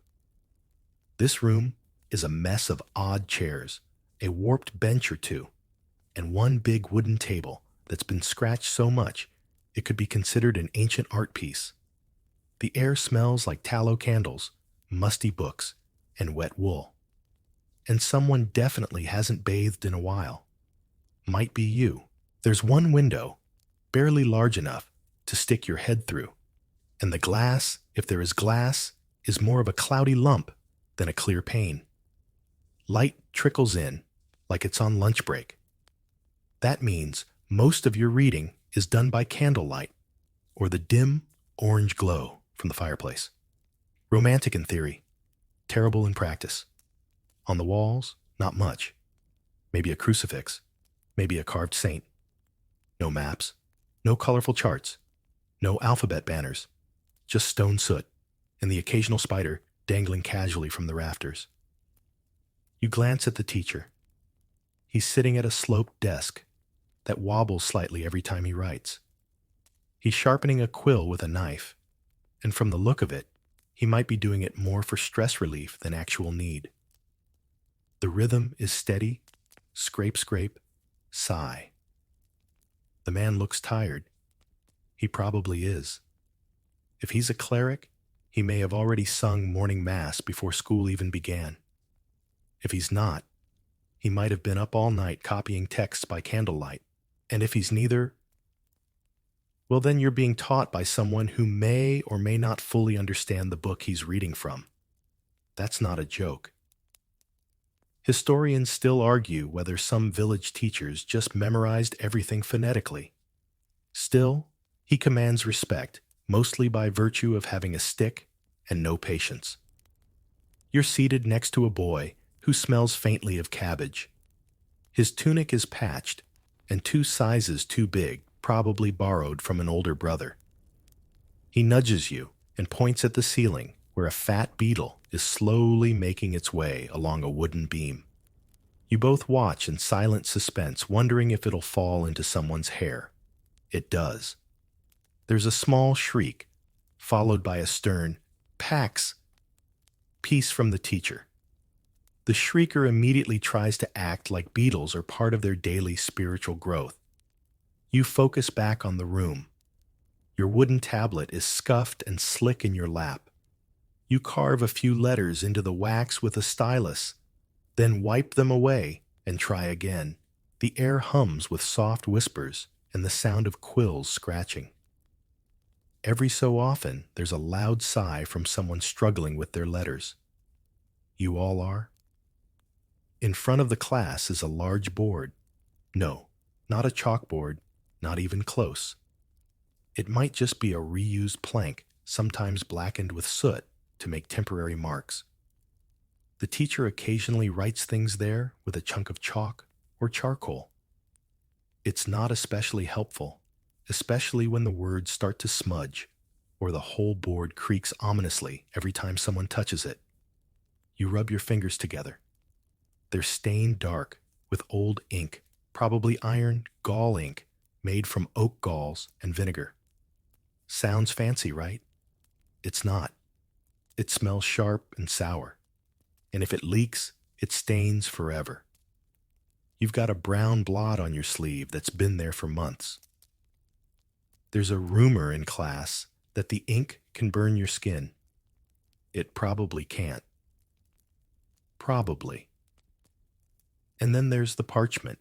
It's made from animal skin, sheep calf, maybe goat. If you're lucky, you've been given a tiny square to copy a prayer on. If you mess up, that parchment has to be scraped clean with a knife. Carefully. One wrong stroke and you're starting over, or being yelled at, or both. Some schools, usually in cities or monasteries, might have access to real books. You have a single scroll or a shared manuscript chained to the lectern. It's handwritten, heavily illuminated, and terrifyingly precious. You don't touch it without permission. You don't even breathe on it wrong. That book, the big one, is the heart of the room. It might be a psalter, a book of hours, or a simple primer of Latin grammar. You learn by listening to your teacher read from it and then repeating it back, over and over, like a chant, like a spell. In fact, a lot of your lessons feel like spells. They're rhythmic, repetitive, and just mysterious enough to make you think that if you pronounce a word wrong, something bad might happen. Honestly, Latin is confusing. You're still not sure if amo means I love, or I farm, or I surrender to the authority of St. Augustine. Depends on the day. There are candles everywhere. Short, stubby ones made from animal fat, not the nice beeswax kind. They sputter, flicker, and give off a smell that mixes with the general scent of damp feet. You watch one burn slowly down wax pooling at the base like melted bones. Your teacher drones on. Someone yawns. Someone else starts quietly humming the Ave Maria until they get nudged. A boy at the back falls asleep with his eyes open, which is both impressive and creepy. You shift on the bench again. There's no back support, of course, and your spine has begun to ache in that special medieval way. You try to focus on your writing, even though your fingers are numb and the wax keeps smudging.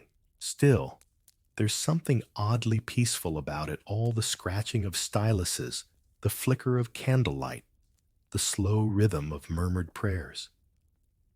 It's a strange, uncomfortable comfort, the kind you get used to, or the kind that slowly drives you mad. Depends on the week. You carve another letter into your wax tablet, then another. Then you glance up at the ceiling again. The beetle's gone. You blink a few times, trying to stay awake as the flickering candlelight makes the letters on your tablet dance like they're trying to escape. Your hand aches. Your back aches. Your knees ache. And just when you think your teacher might call for another prayer break or dare you hope a snack, he stands and clears his throat in that ominous way that always means something's coming. And sure enough, he's going to talk. A lot. He launches into a rambling tale about a saint who fasted for 40 days and could levitate when inspired by divine grammar. Or maybe it was Greek. It's hard to tell. You're not convinced even he knows what the point of the story is, but you nod along solemnly, trying to seem like it all makes perfect sense. Your teacher is a strange character. Today he smells faintly of ale. Yesterday, he quoted Cicero with great passion, then forgot the ending and made it up. You've started to recognize his moods based on how tightly he grips his cane, when the knuckles go white brace for a surprise quiz, when he forgets his cane altogether. That's usually a good day. He's not just your teacher. In most cases during the 1300s, the person teaching children was also the village priest, or someone assigned by the local lord or monastery. He may have studied at a cathedral school, or maybe just learned enough Latin to pass as educated.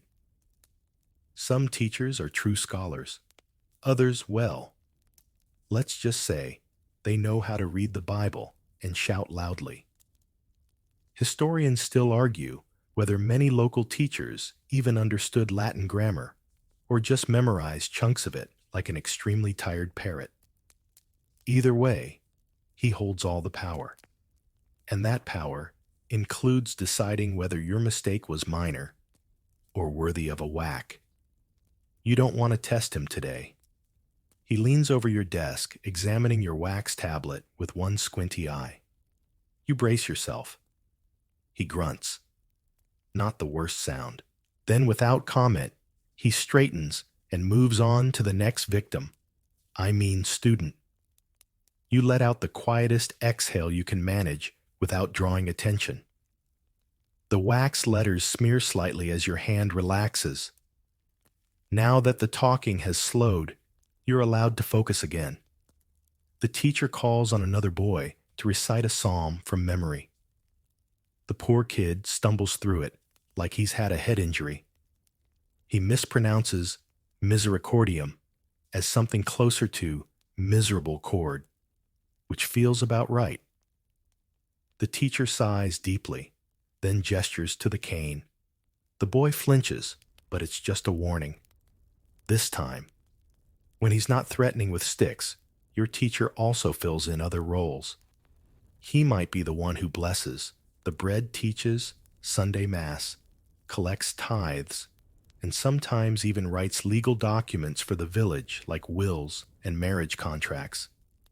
He's got more jobs than he probably wants, and you can tell. Today, he seems distracted. He keeps scratching at his chin and muttering under his breath about someone named Brother Peter. You vaguely remember Brother Peter as the monk who once came through town yelling about prophecy and stealing apples. The teacher finally sits, opens a cracked manuscript, and starts reading in a loud monotone. The text is in Latin, obviously, and half the class is just mouthing along, pretending to follow. You try to focus, but your mind starts drifting. You wonder what this man was like before he became your teacher.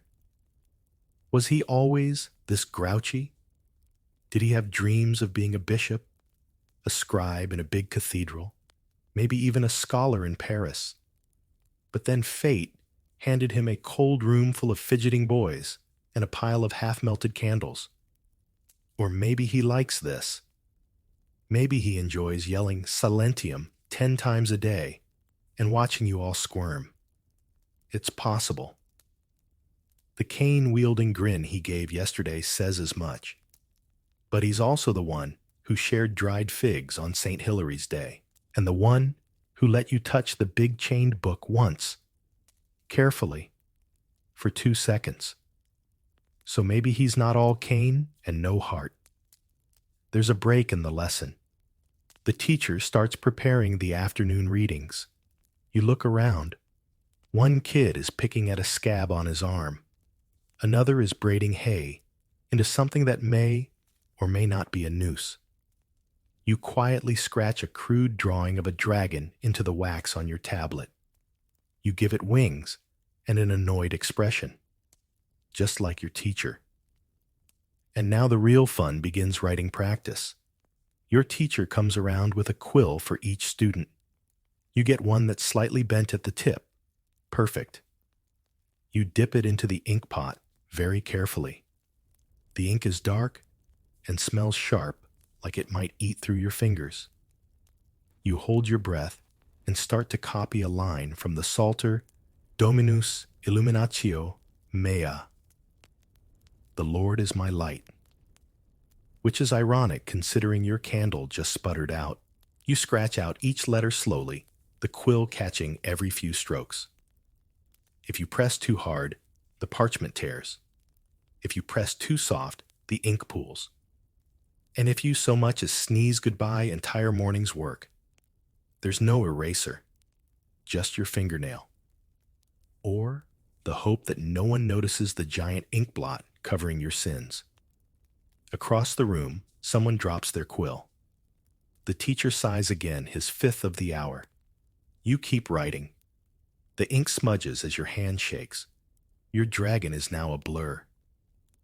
You look at your teacher now leaning back with his eyes closed. You're not sure if he's praying or just giving up. Could be both. And somehow you feel a weird kind of respect for him. He might not be the wisest scholar. He might not even like children. But he shows up. He chants Latin. He swings that cane like he means it. And he's probably the reason you can even scratch out Dominus in something vaguely readable. So you keep writing. Because he's watching. Sort of.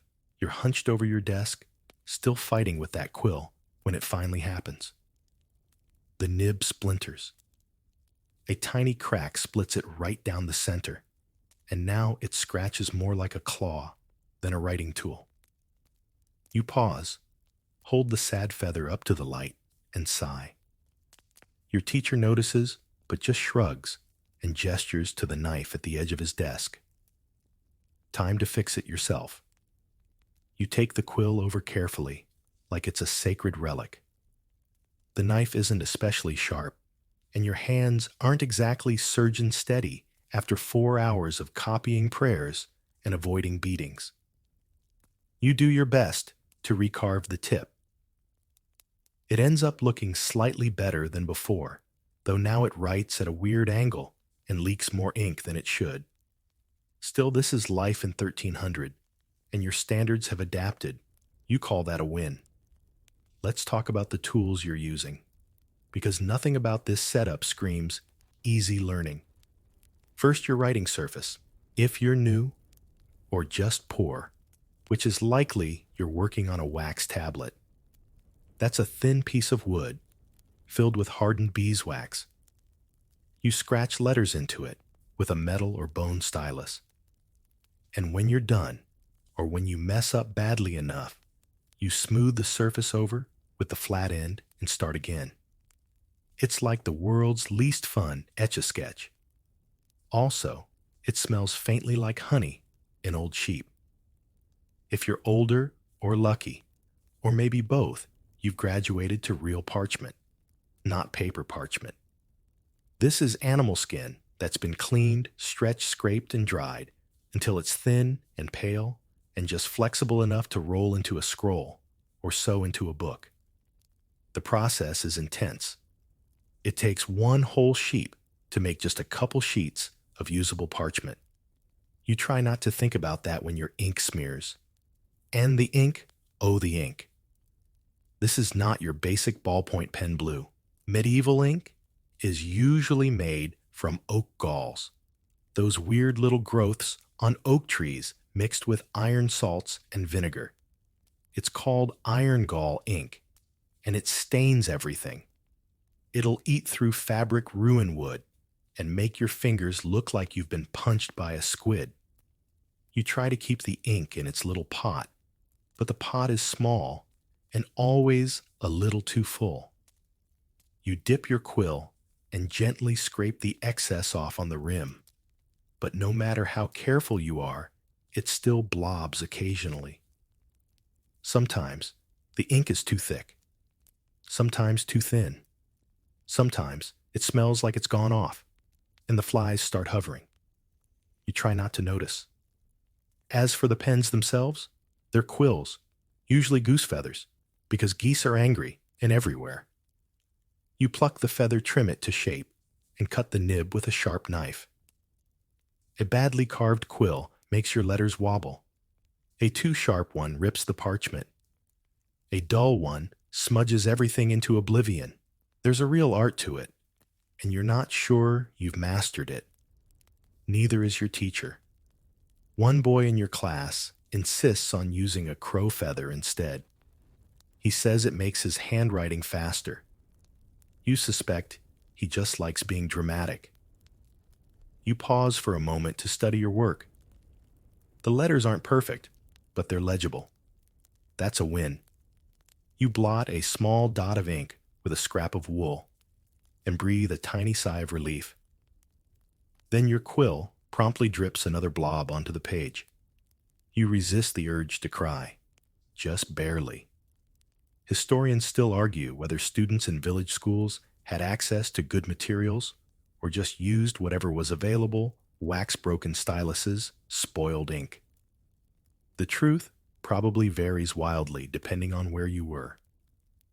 A child in a city like London or Paris might have had better parchment, nicer tools, and actual books.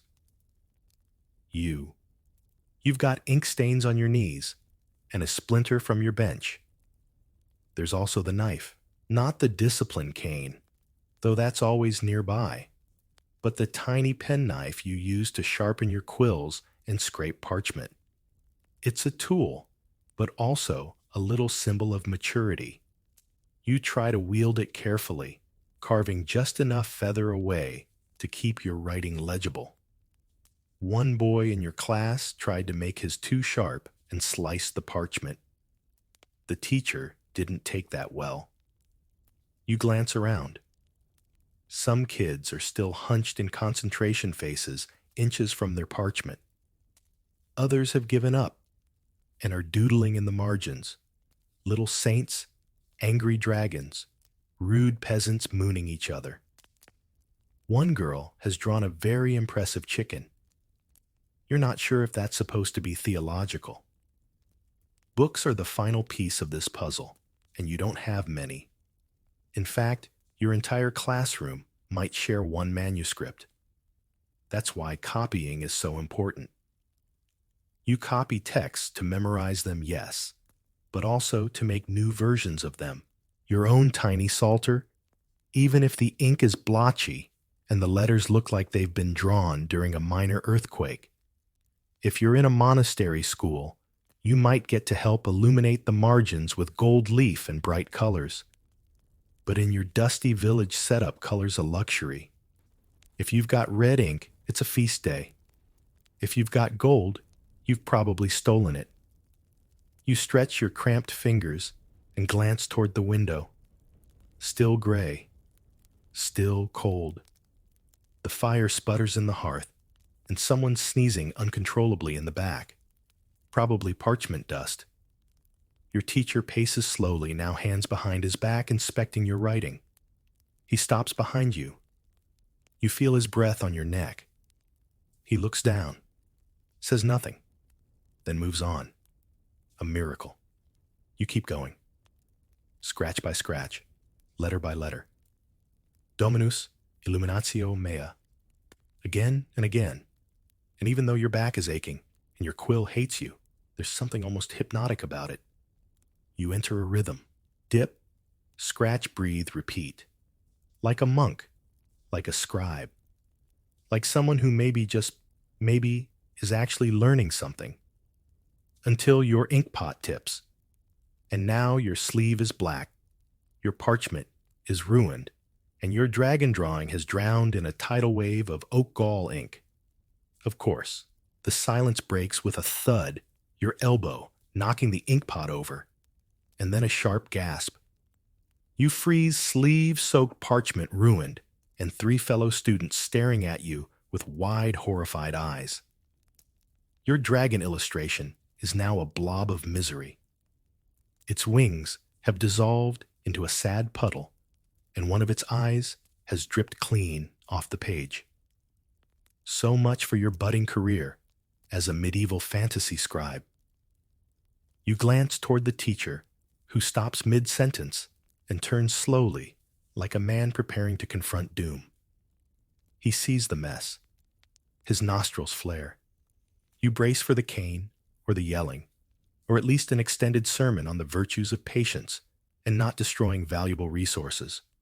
But today, nothing. He just sighs, deeply, rubs his forehead like he's reconsidering all his life choices and gestures for you to start over. Which, frankly, is the most terrifying punishment of all. This is the rhythm of your day.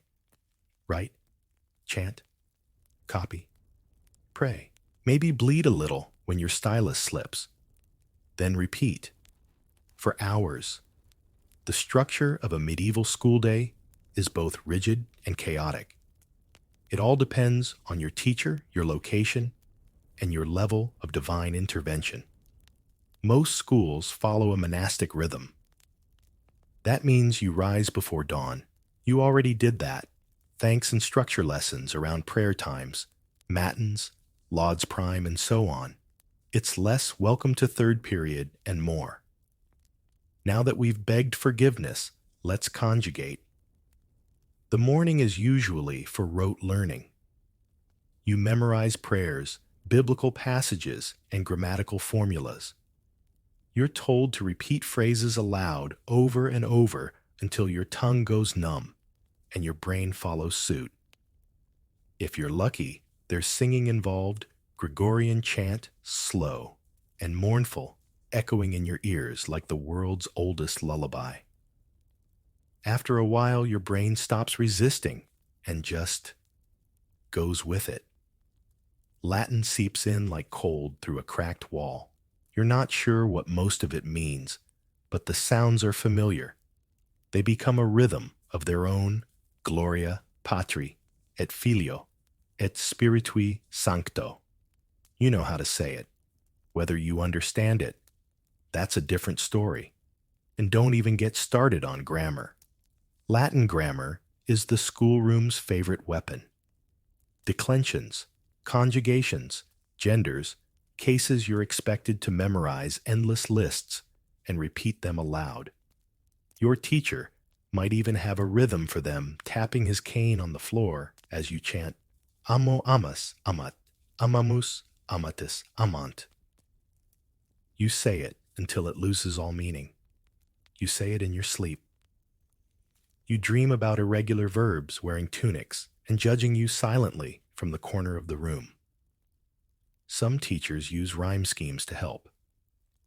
Others just yell louder. One boy in your class tried to make up a song about Latin endings to the tune of a drinking chant. The teacher didn't approve.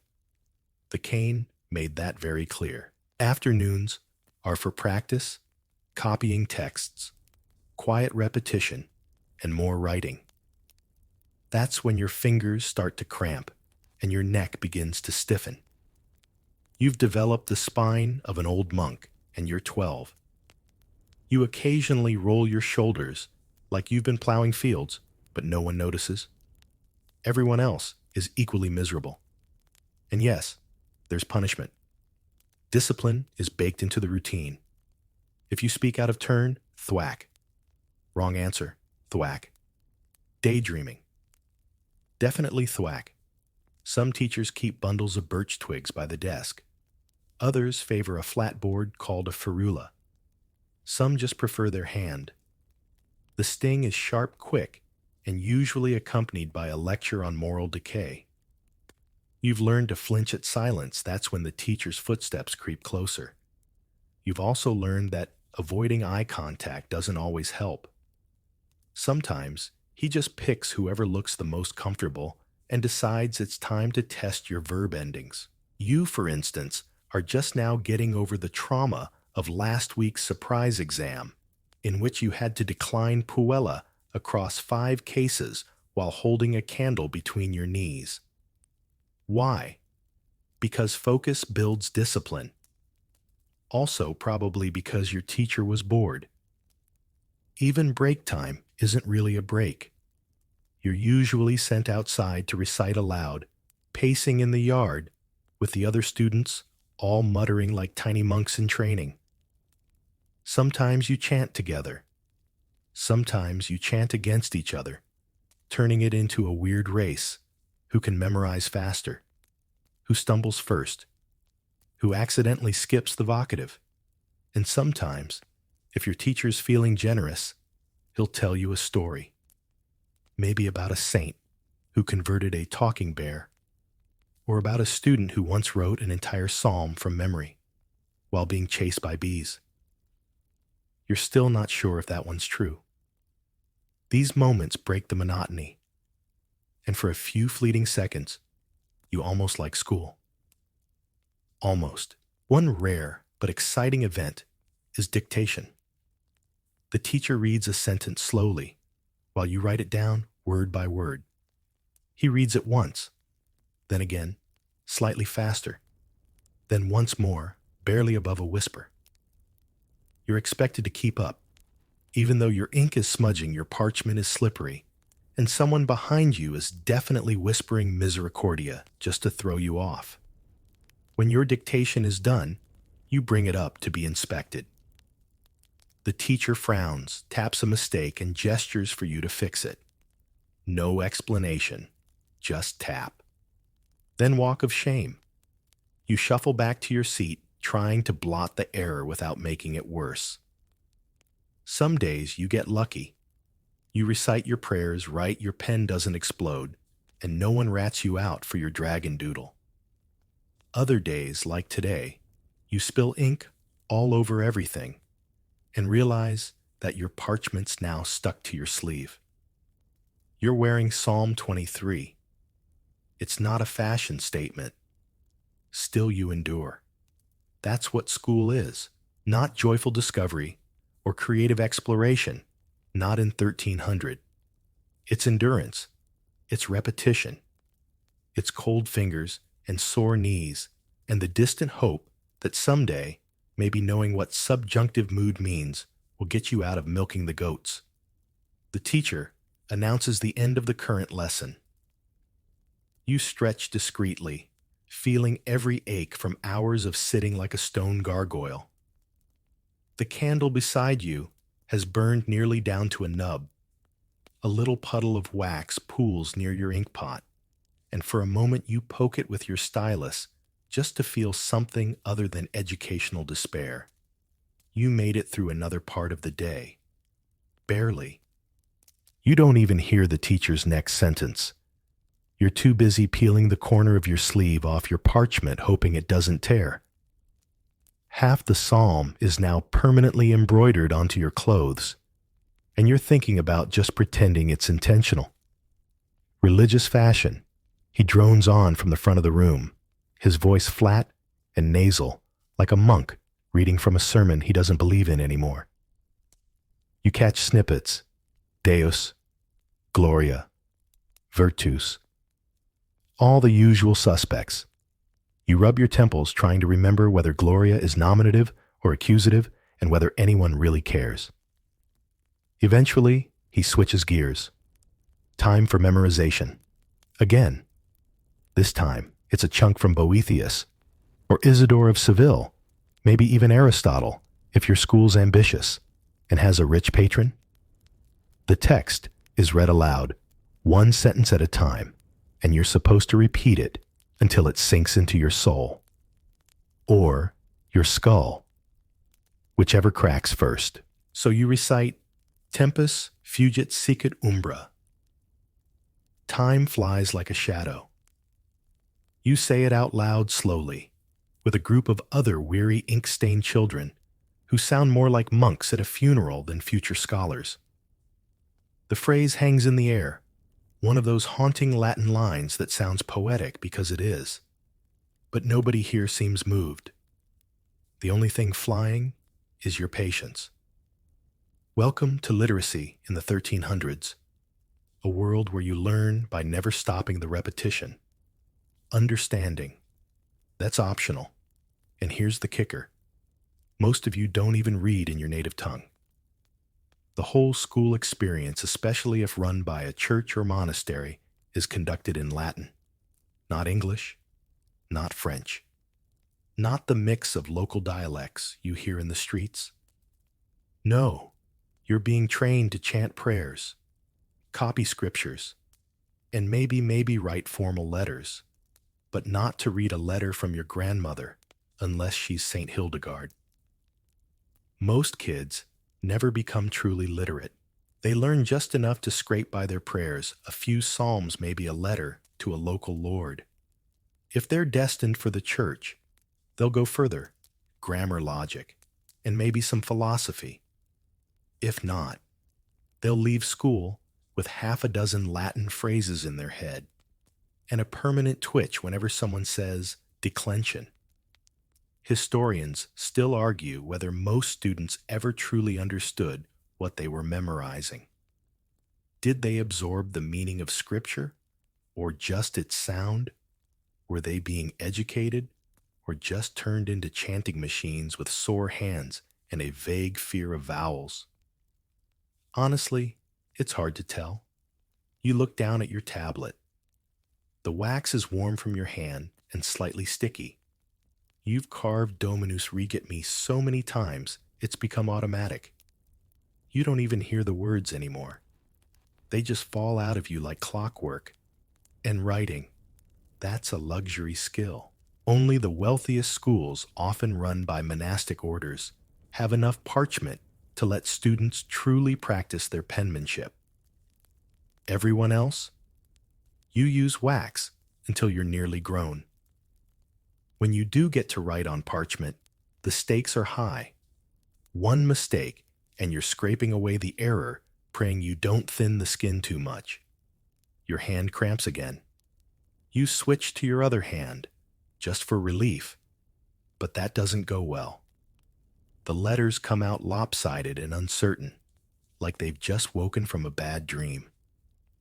Then comes your least favorite part, copying text you don't understand. The teacher opens the chained book at the front of the room, a psalter probably, and reads slowly, eyes flicking back and forth. as he checks each line. You're supposed to copy what he says onto your parchment or into the wax one laborious letter at a time. You try your best. You really do. But half the time, you don't even know where one word ends and the next begins. Medieval Latin texts don't always have spaces between words, or punctuation, or mercy. You whisper as you write Dominus, Illuminatio, mea. You pause, Illuminatio. Is that with one M, two? Does the N come before the T? Your wax stylus hovers midair like a confused bird. You make your best guess. The boy next to you is muttering under his breath, but you can tell he's making it up. His lines curve weirdly across the tablet, getting smaller toward the end, like he's trying to fit it all in before someone notices. Someone always notices. From the back of the room, there's a muffled curse. Someone just poked themselves with their stylus. Again, the teacher doesn't turn around. He's given up. Eventually, the copying stops. You sit back, fingers stiff and sore, and glance at your work. It's messy. The spacing's off. A few letters are scratched so deep they're nearly torn through. But it's yours. You did it. You'll scrape it off tomorrow and start again. That's school in 1300. Do it, erase it, do it again. Forever. Sometimes, if your school is slightly wealthier, you practice with pen exercises written on reused parchment. These might have standard phrases or short religious verses, but often they're reused pages scraped almost clean. If you look closely, you can still see the ghost of an earlier text, a sermon, a legal record, maybe a recipe for elderberry wine. You're writing your lessons over medieval leftovers. One time, a kid in your class claimed he found a curse written underneath a psalm, a real one. Said it was meant to make someone's sheep walk backwards. He swears it's true. You're not so sure.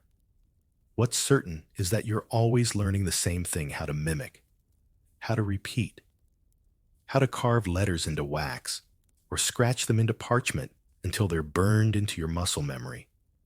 No imagination exercises. No what's your favorite animal journal prompts. Just repetition. Prayer. Latin. More Latin. Then lunch, maybe. If your teacher remembers, you stare at the last line you wrote. You don't even know what it means anymore. You just know it looks right, which in 1300 might be all that matters. There's a loud smack. Not the terrifying kind. No cane involved this time, but the unmistakable wet thwop of a turnip hitting a wall. You don't even look up right away. You've heard that sound before. Sure enough, chaos has arrived. Two boys are wrestling near the back bench, grunting like pigs and yelling in half Latin, half village dialect. One of them has chalk dust in his hair. The other's cloak is twisted around his neck like a broken towel. A third boy, probably the turnip thrower, has vanished behind the firewood pile, snickering. This is what happens when the teacher leaves the room for 2 minutes. 2. He probably went to check on a parchment drying by the hearth. Or maybe just needed to escape the room full of twitching children and melting wax. Either way, that brief absence turns your medieval classroom into a tavern brawl with grammar homework. The class erupts. Loud whispers, stolen styluses, a chant about a saint with 3 noses. You're pretty sure he didn't. And someone loudly threatening to stab someone else with a quill. You stay seated. Mostly because your legs are asleep. And because last time you joined in and ended up covered in soot and accidentally excommunicated. Long story. Let's talk about the behavior of your fellow students in 1300. Spoiler. They're not all solemn little scribes. Sure, history paints medieval kids as obedient monks in training, dutifully chanting Latin while the scent of incense wafts around them. But most schoolrooms, especially outside the big cathedral schools, were noisy, chaotic, and full of extremely human children. Some were eager to learn. Others were only there because their parents told them to be, or bribed the teacher with cheese. And kids are kids, even in tunics, even when they're starving, even when they're terrified of being rapped on the knuckles with a stick. They still find ways to goof off. There's the classic types, the show-off who always tries to recite too loudly, the whisperer who thinks nobody can hear his terrible jokes, the kid who draws rude faces in the margins and swears they're angels, the boy in the corner who never speaks but somehow always smells faintly of turnips. Him. Discipline is frequent, and depending on your teacher's temperament, creative. You've seen students punished by being made to kneel on dried peas. Others were forced to hold heavy books at arm's length until they shook like leaves in a storm. Once a boy had to wear a wooden tablet around his neck that read, "Asinus sum, I am a donkey." It was a hit. Historians still argue how widespread these punishments were. Some sources describe incredibly harsh, even abusive tactics. Others suggest that in smaller village schools, discipline could be more symbolic, more humiliation than pain. What's agreed upon is that education in 1300 was not built around kindness, but somehow that didn't stop the mischief. One of your classmates once switched your stylus with one carved backwards. You spent an entire hour writing mirrored Latin before you realized. Another tied a dead fish to the teacher's chair. That one did not end well. But then there are the quieter rebellions, the long blinks during prayers, the smirks exchanged during dictation, the secretly carved initials in the underside of the bench, now layered 10 names, deep like an archaeological record of disobedience. It's not all jokes and chaos, though. Sometimes students genuinely snap. The pressure to memorize, to write perfectly, to sit still for hours while your belly growls it builds. One boy in your class threw his wax tablet out the window and ran straight into the woods. He came back 2 days later with a black eye and no explanation. No one asked. You've had your moments too. There was that time you pretended to faint just to escape Latin verbs. Didn't work. You still had to finish them on the floor. And then there's the boredom. It's relentless. You can only chant the Pater Noster so many times before your brain tries to escape through your ears. That's when the mischief starts. Because when there's nothing else to do, no colors, no games, no breaks worth mentioning, you start inventing things to keep from going mad. Like the imaginary contest to see who can say the word conjugatio with the most flair, or the ongoing debate about whether St. Cuthbert was secretly a wizard. He wasn't. Probably. The teacher eventually returns, clutching a scroll and glaring at the room like he just caught you all committing heresy. He surveys the mess. A broken stool. A candle half-eaten by a goat someone let in. One kid pretending to pray, but clearly laughing. And then he picks up the cane. Silence. You all straighten, eyes forward, hands folded, like angels. Slightly twitchy, very guilty angels. No one gets smacked this time. He just taps the cane on the table. Once. The kind of tap that says, "Try me." He starts reading again. Back to your routine? You sit quietly, wax tablet steady, quill poised, pretending like you didn't just witness someone try to feed a parchment to a duck. Despite it all, the cold, the discipline, the chaos, there's something weirdly comforting about it. The routine, the chanting, the same miserable classmates making the same terrible jokes. It's like a horrible little family. And you start to realize the rules might be strict, the punishments harsh, the lessons repetitive, but school is still school. And kids even in the Middle Ages are still kids. No amount of Latin drills or sharpened canes can stop them from turning every situation into a mini rebellion. You glance to your side. The boy next to you has drawn a chicken, wearing a bishop's hat in the wax. Again, you stifle a laugh and get back to work, because while you might be in school in the year 1300, and while the ink might stain, and the teacher might yell, and the lessons might never end, you're still just a kid trying to survive the day. You're halfway through another prayer when the teacher's cane lands thwack on the edge of the desk, not at you, thankfully, but a clear warning shot. Someone in the back yawned too loudly. Again, you steal a glance behind you to see who the victim is. Turns out it's Thomas, the kid who tried to balance a candle on his head yesterday for the glory of St. Lawrence. The burn mark is still visible on his hair. This brings you to one of the coldest, most unspoken truths of school. In 1300, discipline isn't just part of learning, it is learning. Forget what you know about positive reinforcement or growth mindsets. Here, mistakes are corrected, not with gentle redirection, but with swift, sometimes artistic punishment. You hear another sharp rap as the cane hits someone else's desk. A quill has snapped. It happens. But your teacher clearly sees it as a test from God, or more likely from Satan, and reacts accordingly.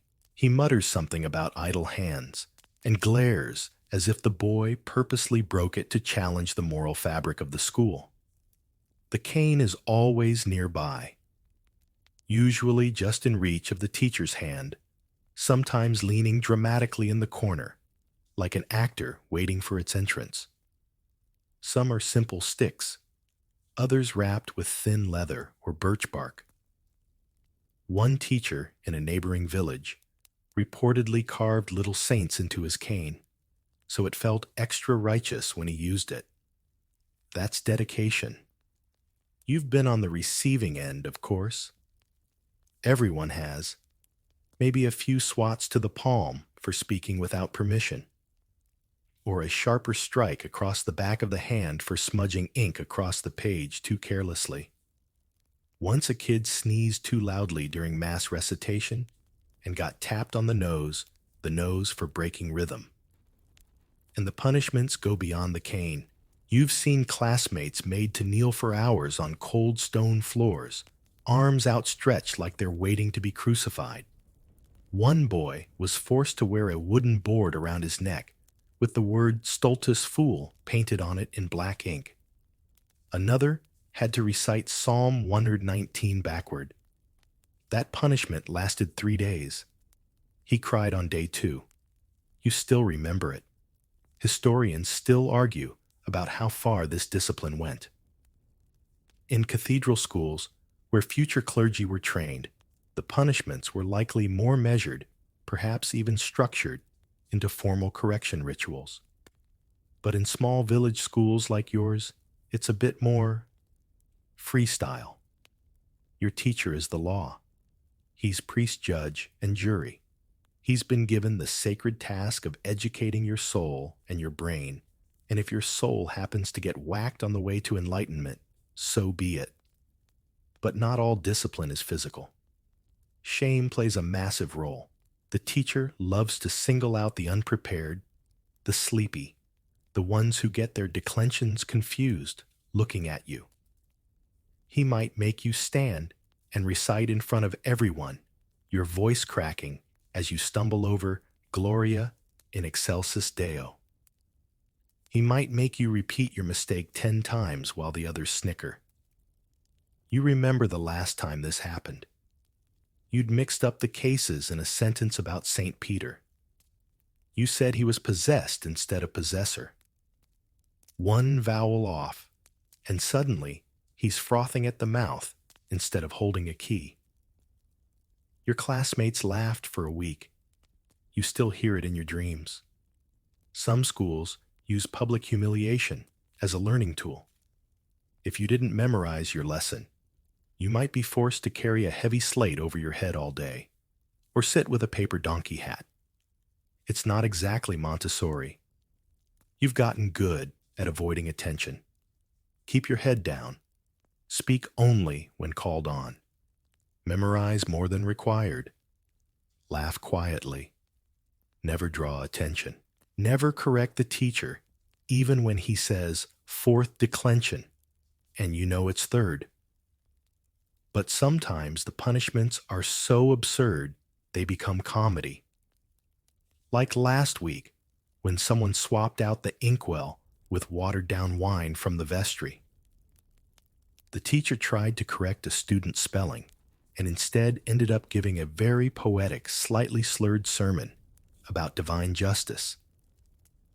He never figured out who did it, but everyone suspects the boy who suddenly volunteered to recite the entire Gospel of John the next morning. Still, the fear is real. You know how many strikes that cane can deliver before a bruise forms. You know how long you can kneel before your knees go numb. You know which punishments come with sermons and which come with silence. And yet, for all its harshness, the system sort of works. You do learn. Maybe not everything, and maybe not well, but those chants stay in your head. Your hand does get steadier. You stop confusing accusative with ablative most of the time. The fear, the routine, the repetition, they drill something into you. Something hard to name. Endurance, maybe. Obedience. Muscle memory soaked in ink and low-grade trauma. The classroom is quieter now. Everyone has returned to their copying. The boy who got rapped on the fingers is biting his lip and writing furiously, trying to finish a prayer before the teacher circles back. You take a moment to flex your hand, stretch your fingers, and rub the sore spot where your stylus rests. Then you return to your wax tablet and start again. Dominus regit me. It's become a mantra, not just religious, but emotional survival, a way to pass time, to show you're present, to avoid being noticed. The fire pops in the hearth. The teacher mutters something about obedience being the mother of wisdom. You'd argue sleep is the mother of wisdom, but that might earn you a trip to the punishment bench. So you copy, you chant, you obey, and you live in that strange medieval tension where knowledge is sacred, discipline is divine, and a well-aimed turnip can change the course of your afternoon. You shift uncomfortably on your bench, scratching at your side where your tunic has bunched up again. The fabric feels like it was woven by someone who hated children and skin. It's rough, stiff, and damp from the morning walk. You think it might actually be chafing you into holiness. Around you, the other students are fidgeting too. Someone is picking at a seam in their cloak. Another boy is chewing no gnawing on the cuff of his sleeve like it's dinner. It's not. Welcome to the world of medieval school fashion. It's not pretty. It's not comfortable. But it is. Consistent. Everyone's more or less wearing the same thing, a tunic, a belt, and either a cloak or hooded cowl depending on the weather. There are no uniforms per se. But when 90% of your wardrobe consists of 2 garments and a piece of string, you don't need much standardization. Your tunic is wool. Of course it's wool. Everyone's is. Linens for the rich. Silk that might as well be dragon hide. Your tunic was probably handed down through 2 siblings, patched in 6 places, and dyed with whatever roots someone dug up last autumn. It's vaguely brown. Everything is vaguely brown. Your belt is a thin cord, mostly to keep the tunic from flapping around your knees in the wind. Your shoes, scraps of leather, tied around your feet with string. They barely survive the walk to school, and they're always wet. Always. And underneath, You hesitate to admit it, even to yourself. But the answer is probably nothing. Underwear's not exactly standard in 1300. If you're lucky, you have brays, kind of like loose underpants. If you're not well, let's just say you've gotten really good at pretending you don't notice the draft. There's also the issue of itching. Lice are a given. Fleas also present. The teacher once had to stop mid-recitation to swat something crawling across his collar. You all tried not to laugh.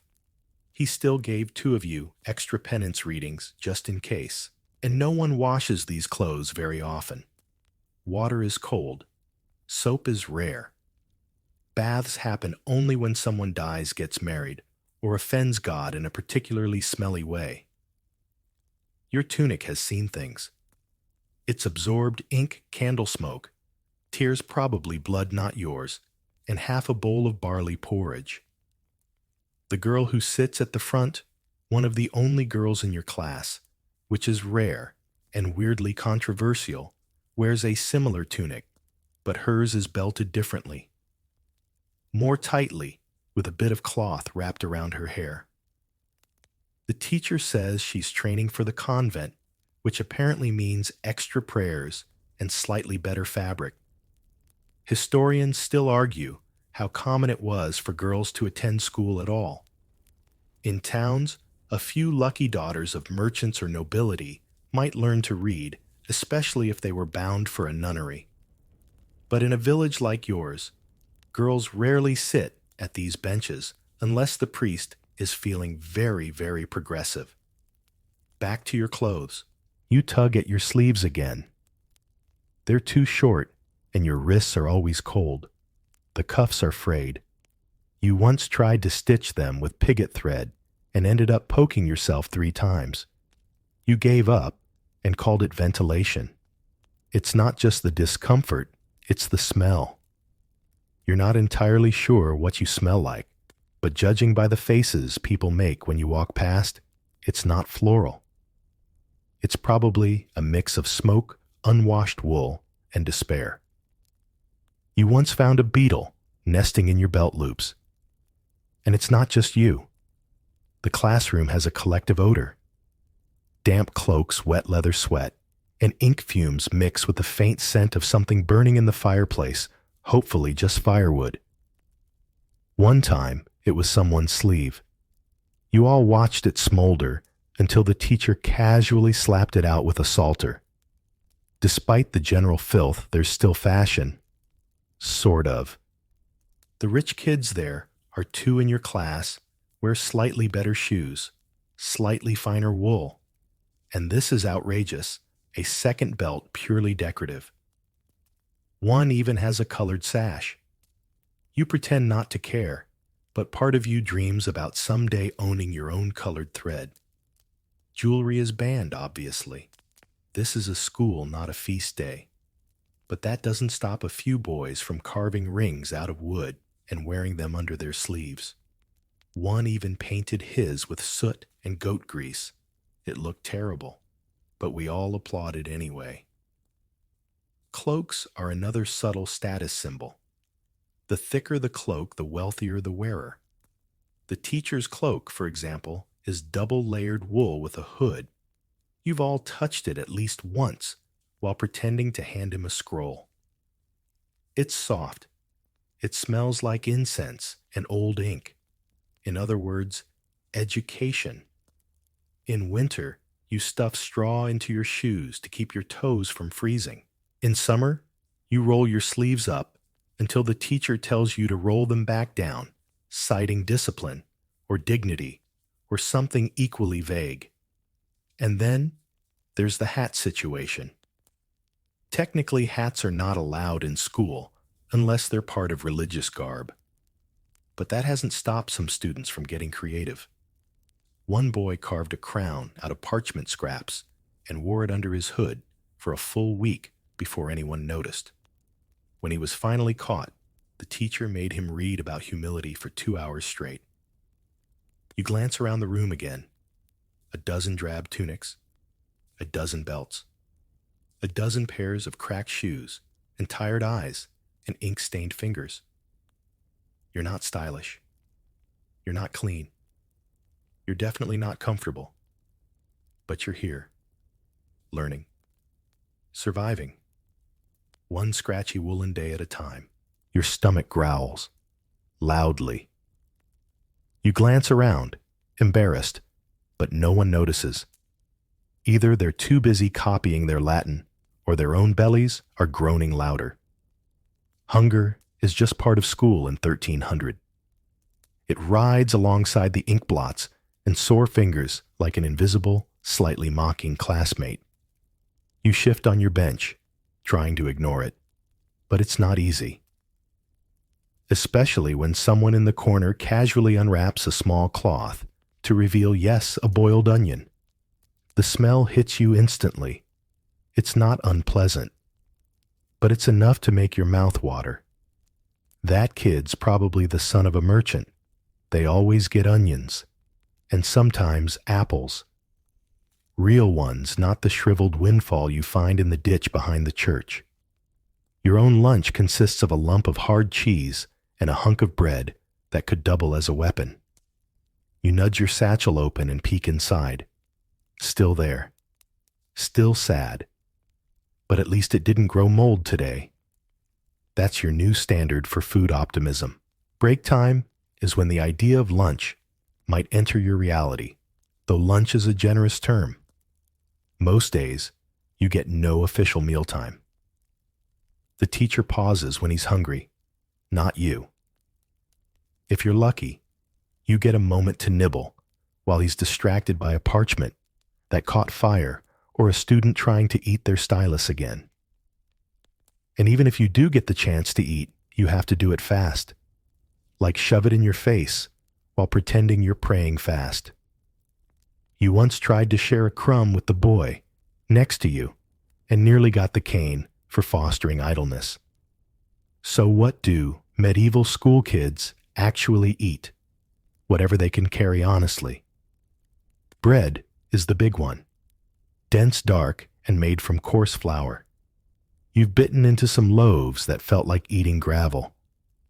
Occasionally you'll get soft bread, but that's a holiday miracle. And even then, someone probably sat on it in the satchel. Cheese is common too. Salty hard and suspiciously waxy. You once found a tuft of hay embedded in yours. Protein, probably. If your family keeps chickens, you might get a cold egg. Not boiled. No, that would take time and firewood. Just an egg. In your pocket. If you don't sit on it or drop it, congrats, you've got lunch. The rich kids have better options. Bits of cold meat wrapped in cloth, maybe a slice of dried fruit. One student once brought a fig. A fig. The teacher nearly cried. But the real treasure, warm food. Sometimes your teacher takes pity and shares a bowl of stew. It's thin, mostly cabbage and lentils, but it's hot. That alone makes it feel like divine intervention. If he lets you have some, you hover over the bowl like it's the Ark of the Covenant, spooning it slowly, reverently, trying to make it last. Today, there's no stew. Just hard cheese, cold air, and a faint whiff of mystery meat drifting from the house next door. You chew your bread slowly. It tastes like last week's sermon. There are no forks, no napkins. If you're fancy, you wipe your hands on your cloak. If not, well, the underside of the desk works fine. Everyone's done it. The wood has absorbed so much food residue, it's practically a second pantry. Historians still debate whether medieval schoolchildren were fed by their teachers or expected to fend for themselves. In monastic schools, there were communal meals, carefully structured and often eaten in silence. But here, in your little village setup, you eat what you bring. Or what you find. One boy tried to cook a frog on a candle once. It did not go well. And don't forget water. or rather forget it because it's rarely safe. You don't drink from the river unless you like gambling with your intestines. Some kids carry weak ale or watered down cider in little flasks. One time, you found a crust of bread soaked in something sweet, maybe honeyed mead, and almost passed out from joy. There are rules about eating in class, but they're vague. Mostly, they boil down to don't eat loudly, don't make it smell weird, and don't drop crumbs on the manuscript. The teacher once caught someone eating over the chained psalter and made them copy the book of Proverbs as punishment. Took a week. As you chew, a crumb breaks off and lands in your wax tablet. You try to flick it out with your stylus, but it just buries deeper. That's probably symbolic of something. Your stomach settles for now. The cheese lodged firmly between two molars. You'll be tasting it all afternoon. You glance around the room. Everyone's finishing up their meals, quick bites between scrolls and prayers. A few kids are staring wistfully out the window, probably imagining warm fires and real food. Outside, a dog trots by, carrying something suspiciously loaf-shaped in its mouth. You feel a pang of envy. The dog's probably having a better lunch than you. The teacher stands again and rings a little bell, tinny cracked, but loud enough to snap everyone back to attention. Lunch is over. Or more accurately, the 8.5 minutes of not actively writing is over. You fold your cloth, shove the rest of your bread back into your satchel, and straighten up. Back to work. Your stomach is still grumbling, but slightly less so. You're not full. You're not even close. But you've eaten. You won't faint during Latin verbs today. Probably. And really, that's all you can ask for. Back to your seat. Back to your wax tablet. Back to the familiar ache in your lower back that feels like it belongs to a man 6 decades older than you. You shift a little, trying to find a more forgiving part of the bench. There isn't one. It's like sitting on a lump of wood carved by someone with a personal grudge against spines. The teacher clears his throat. He's holding a worn scroll and muttering something about St. Jerome. That means more copying. Of course it does. But then you hear it. A soft clack. Then a second. Someone's passing something behind you. A small object, palm-sized rounded. You lean back just slightly. Is that a carved die games? Finally. Not officially allowed, of course, but that's never stopped anyone. When the lessons grind your brain into pudding and your stomach's still grumbling from the half lunch you had earlier, the only relief is play. Or at least something that feels like play, even if it's just a few stolen moments of distraction between Latin declensions. Games in 1300s aren't about bright boards and boxes with cartoon wizards. No. These are the games of desperation, crafted from whatever scraps of the world you can gather. Bone dice, pebbles bits of wood shaped into tokens. Your favorite is Fox and Geese, a simple strategy game that you scratch onto the dirt floor when the teacher's outside yelling at a goat. The pieces dried beans and bits of wax. Very serious currency. But most of your games are much less organized. Someone might roll a walnut across the bench and try to hit someone else's foot. If it lands between their toes, you win. What you win, the right to not be kicked in return. High stakes. Other favorites, thumb wrestling.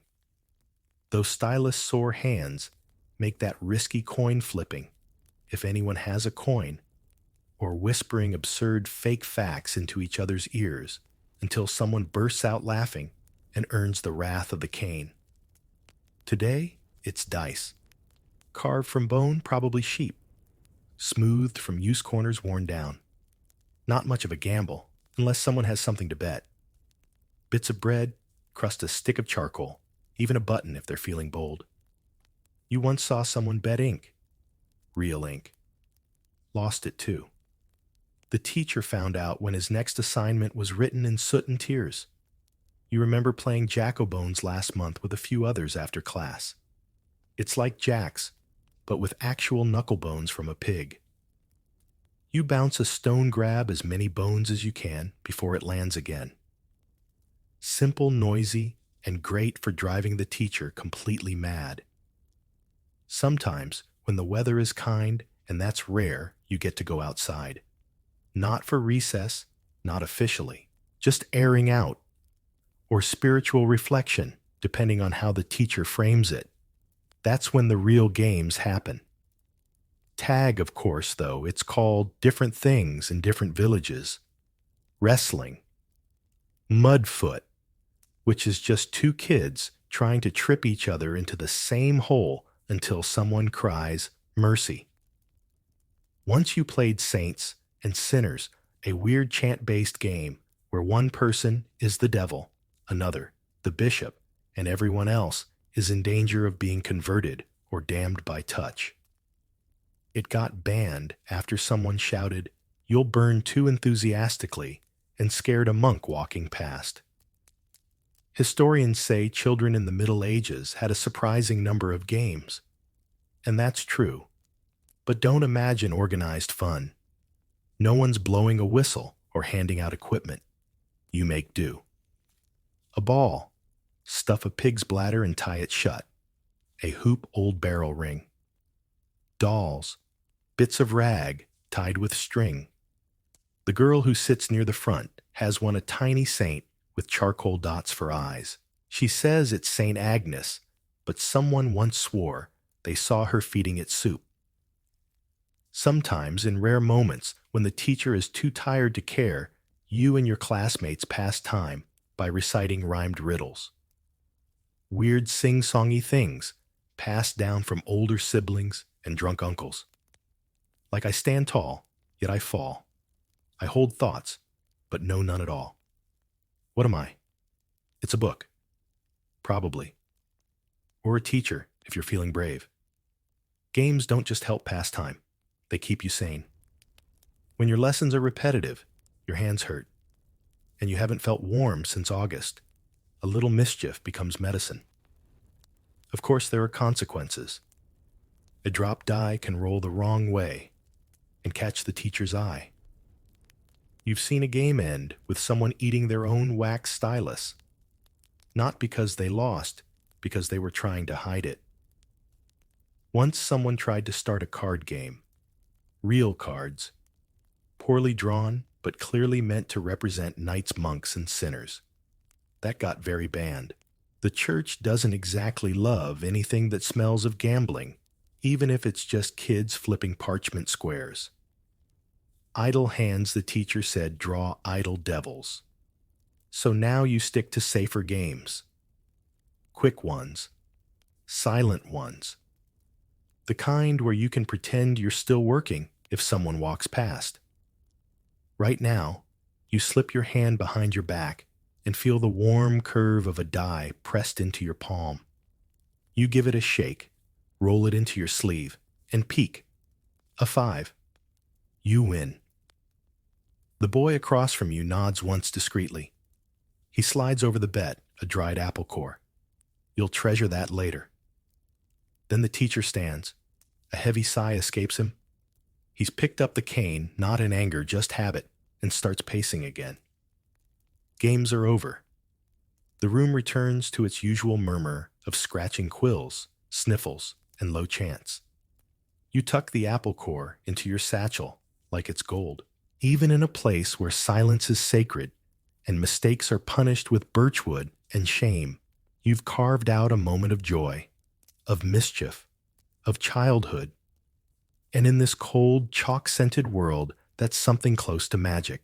The apple core is tucked safely in your satchel, like a precious artifact from a faraway land, specifically someone else's lunch. You'll probably nibble the last bits of it later, behind the woodshed, pretending it's a delicacy. For now, you sit still, hands folded, looking alert. The teacher is watching. It's quiet again, apart from the usual background noises, quills scratching a few muffled coughs, and the occasional crack of the fire. You hear someone sniffle loudly, possibly, with real tears involved. It's hard to tell. Latin declensions do that to people. Then, in a rare twist of mercy, the teacher closes his book. Enough for now. He says, in a voice that somehow still sounds disappointed, "Stretch your legs. That's your cue." Everyone stands at once, the creaking of wooden benches sounding like a haunted ship setting sail. You make your way outside with the others, blinking into the hazy daylight. It's colder than you hoped, and a little damp, but it's still outside. You breathe deep. The air smells like wood-smoked cabbage and pig, but also freedom. Time for recreation, which is just a fancy word for run around until your knees give out. You wander toward the patch of dirt that passes for the schoolyard, already occupied by a group of kids, huddled in a suspiciously strategic circle. You squint. Bone dice again. They're using bits of bark as wagers this time. Less exciting than an apple core, but that's inflation for you. You want something with more movement, more chaos. You find it near the fence, a game of King of the Dung Heap. The rules are simple. Get to the top of the mound, push everyone else off, don't break a leg. The mound itself isn't dung anymore, just dry hay and dirt. Mostly. You sprint up. A kid grabs your tunic. You twist. He falls. You stumble, laugh, and get an elbow to the ribs. Totally fair. You finally reach the top and raise your arms in triumph. Then someone grabs your ankle. Down you go. Victory lasts about 4 seconds. Still counts. This is the closest thing to a medieval recess. Not structured games or sport. No dodgeball. No red team, blue team, whistle-blowing supervisors. Just kids being kids in a time when being a kid often meant working the fields by age 8. And when you're not learning Latin or getting smacked with a stick, you crave these moments of messy, reckless freedom. Your group eventually breaks off from the dung heap and starts a new game, Stones and Saints.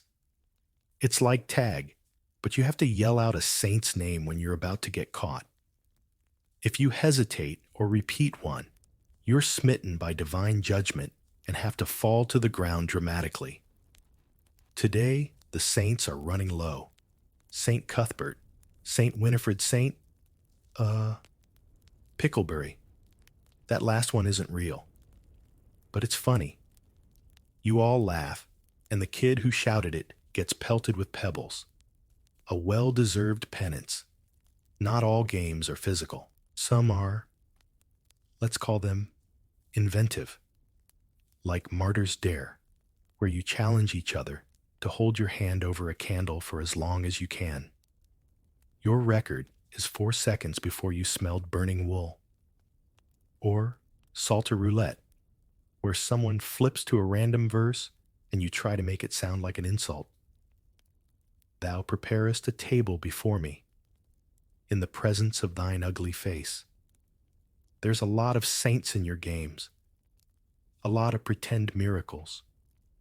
You once claimed you saw an angel behind the pigsty and got a full 3 minutes of reverence before someone pointed out it was just a smoke cloud. Still impressive illusion work.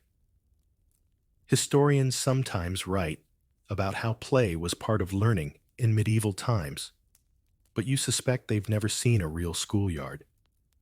It's not all moral lessons and noble camaraderie. It's mud-scraped knees and someone trying to make a sling out of a belt to launch pine cones. You remember when someone invented Sinner's Hop, where you list the 10 commandments while hopping on one foot. If you forget one, you switch legs and start again. It got banned fast. Too loud, too silly, too many twisted ankles. And every so often, someone brings out a treasure bone dice. You don't have your own, of course. They're carved from animal knuckles and smoothed over fire. But if you're clever, you can borrow someone's for one game if you're willing to pay. Once you gave up your only writing stylus for 3 throws, you lost all 3. Never again. Still games mean risk. Play too loud, and the teacher storms out with a face like a thundercloud. Too much laughter suspicious. He believes joy should be rationed. Once he caught a group of boys playing mass. They'd drawn a little altar, made a chalice from an upturned boot, and one of them wore a tablecloth.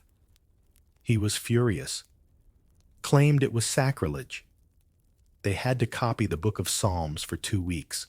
The priest got extra penance and was forbidden from leading prayers until Advent. You still laugh about it. Quietly, the break is ending. You hear the teacher's bell, or maybe it's just him shouting from the doorway. Either way, playtime's over. You dust off your tunic.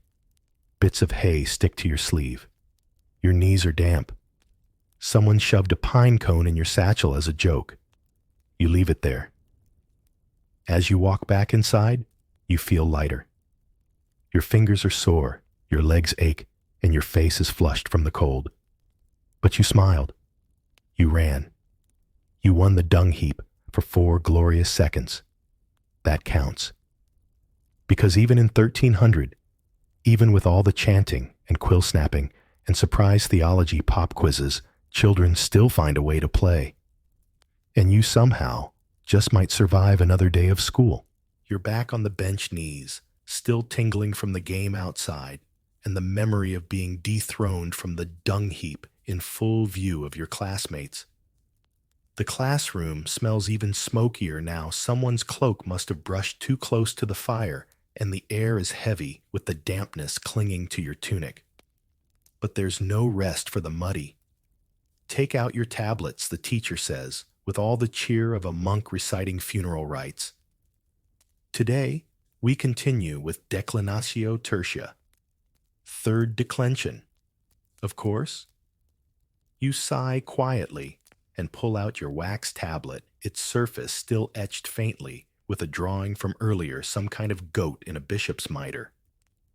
You scrape it clean with the edge of your stylus and brace for the next wave of Latin. Now you've been doing this a while. You can chant the 1st declension in your sleep. Probably do chant it in your sleep, but 3rd declension. That's where Latin starts feeling less like a language and more like a cruel logic puzzle invented by a bored saint. Your teacher drones lex legis, legi, legium, legi. You repeat it, trying to match the rhythm like a Gregorian drum machine. Lex legis, legi, legium, legi. Law of the law to the law. The law, again by the law. It would be funny if it weren't so headache-inducing. He paces between the benches, occasionally tapping someone's shoulder with the end of his cane, not angrily, just to snap them out of their grammatical trance. You sit up straighter, mouth dry, mind foggy. Latin. Always Latin. If you had any hope of learning your native language, Middle English, probably. Or maybe a local dialect of Norman French that's not happening here. The church teaches in Latin. The books are in Latin. God apparently speaks Latin. So Latin it is. The strange thing is you're getting good at it. Sort of.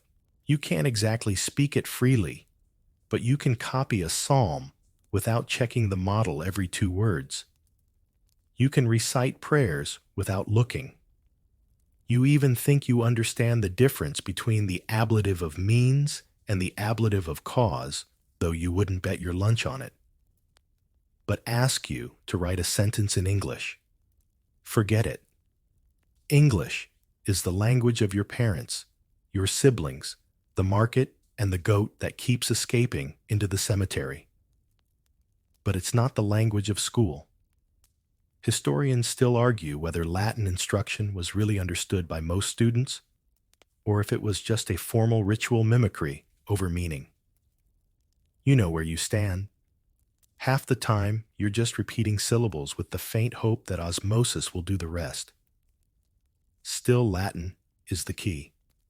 To scripture, to law, to letters. If you want to be anything other than a field hand or a turnip vendor, you learn Latin, whether it likes you or not. Your teacher switches to verbs now.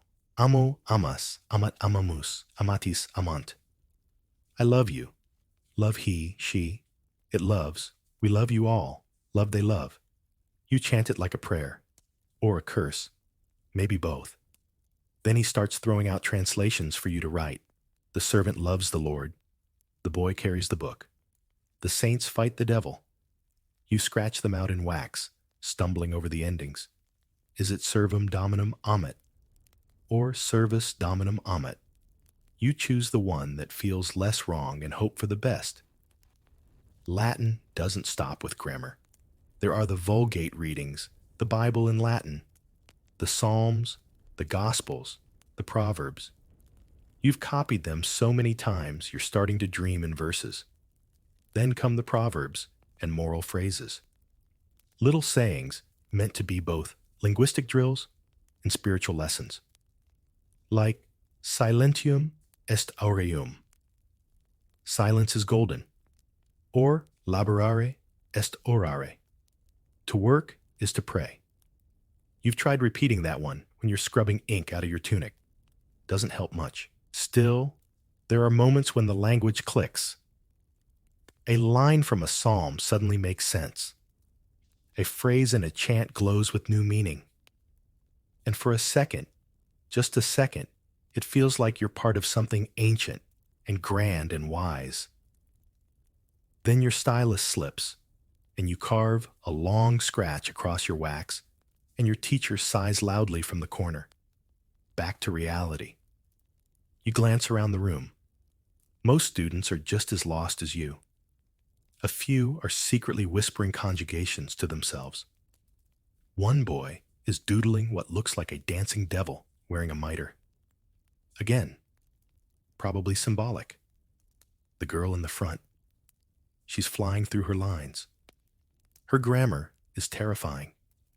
People say she's bound for a convent where she'll copy books for a living, or rule it, or both. The teacher pauses by your bench, glancing down at your wax. You tense. He reads your sentence, Dominus servum amet.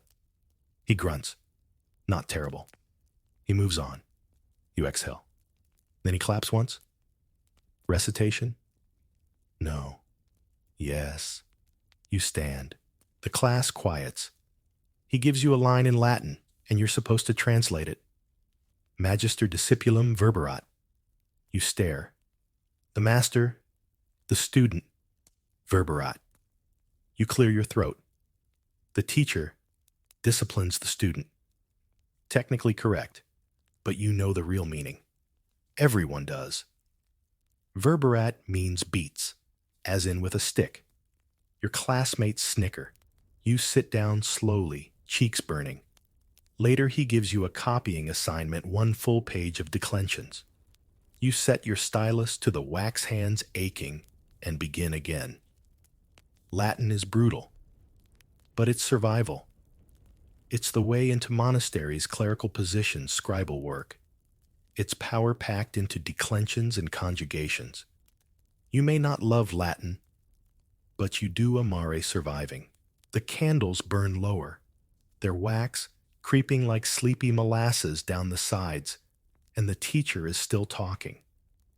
You're halfway through copying your Latin declensions when your head jerks forward in a micro nap. Your stylus nearly gouges a hole through the wax. You blink hard, trying to remember what case you're in. Genitive plural, dative, singular, emotional collapse. You're not sure anymore. And just when your soul begins to float away, the teacher says the most beautiful word you've heard all day festum. A feast day. You sit up straighter. The class perks. Even the boy in the corner, who's been chewing his sleeve for 20 minutes, stops mid-bite. Eyes dart around. Is it true? A feast day tomorrow? The teacher says. the feast of St. Andrew. A collective sigh of near-religious relief fills the room. Not only does that mean shortened lessons, sometimes even no lessons, it means real food warmth. And for once, something resembling joy. You glance at the school calendar carved into the wooden plaque near the hearth. It's smudged with soot and ink, but the saints' days are marked with little symbols: crosses, candles, fish chalices. The feast of St. Andrew is circled barely legible, but it's there. You didn't imagine it. Let's talk about holidays, your one true salvation in the slow prayer-sodden grind of medieval school life. School doesn't run on semesters. It runs on the church calendar. And that calendar is packed with feast days. Every saint has a day. Major saints have multiple. Then there are holy days, like Christmas, Easter, Candlemas, Michaelmas, and the Feast of Corpus Christi. There's almost always something. Some years, you get more than 60 feast days off. That's not counting Sundays or special local events like the celebration of your town's patron saint, who, depending on your village, may be known for saving the harvest or possibly slaying a demon disguised as a hedgehog. It's disputed. Feast days are the medieval version of a snow day, teacher workday, birthday party, and field trip, all rolled into one, except instead of balloons and pizza, there's incense chanting and a turnip stew that's actually been salted. And best of all, no Latin. Well, mostly no Latin. You might have to recite a prayer or two at Mass, but your teacher doesn't make you decline caput 12 different ways or copy Psalms until your wrist gives out. You get to rest. Mostly. Sort of. The day before a feast is different. There's a special energy in the air. You pretend to focus harder, hoping the teacher notices and feels generous. You write your lines a little neater. You stop elbowing the boy next to you briefly. You say your prayers without muttering. Because sometimes, if the teacher is in a good mood, he'll let you out early. And sometimes, if the parish is in a good mood, there'll be a festival. That's when the real fun begins. On a big feast day, the village comes alive. The church bells ring. The townspeople gather. There might be music, actual music, not just chanting. Someone brings out a lute or a drum, or just claps and stomps while singing rhymed verses about saints and harvests and suspicious miracles. Once you heard a song about a cow that refused to milk unless blessed by a bishop. It slapped. You and your classmates are expected to attend Mass. Obviously. And your teacher will be watching. He always does. But after that, you're free. You run, yell, laugh. You get a whole hour sometimes too, without a quill in your hand or a verse on your lips. You've seen puppet shows acted out on wagons, jugglers dropping onions, a one-legged man balancing on a barrel while quoting the book of Revelation. Deeply confusing, utterly delightful. And of course, food. Festivals mean warm broth, sometimes even meat. Sausages if you're lucky. Sweet rolls if you're blessed. One year, someone handed you a roasted apple with honey and cinnamon. You still dream about it. On St. Martin's Day, the village roasted a goose. A goose. You didn't get much, just a sliver, but it was enough to make you believe in miracles. But not every feast day is lavish. Some are small, quiet, and deeply local. Just a few candles lit in the church, a hymn sung in the chill air, a piece of bread passed around that tastes slightly better than normal. But even that's a break. A breath. Historians sometimes say that the medieval calendar was so packed with religious observances that people rarely worked more than 2/3 of the year. That might be true for monks. For villagers, probably less so. But you, as a school child, You live for those days off. You look at the carved board again. Tomorrow is St. Andrew. That means Mass in the morning, then maybe a break from copying altogether. Maybe even a little food from the teacher if he's feeling pious. You can already picture it.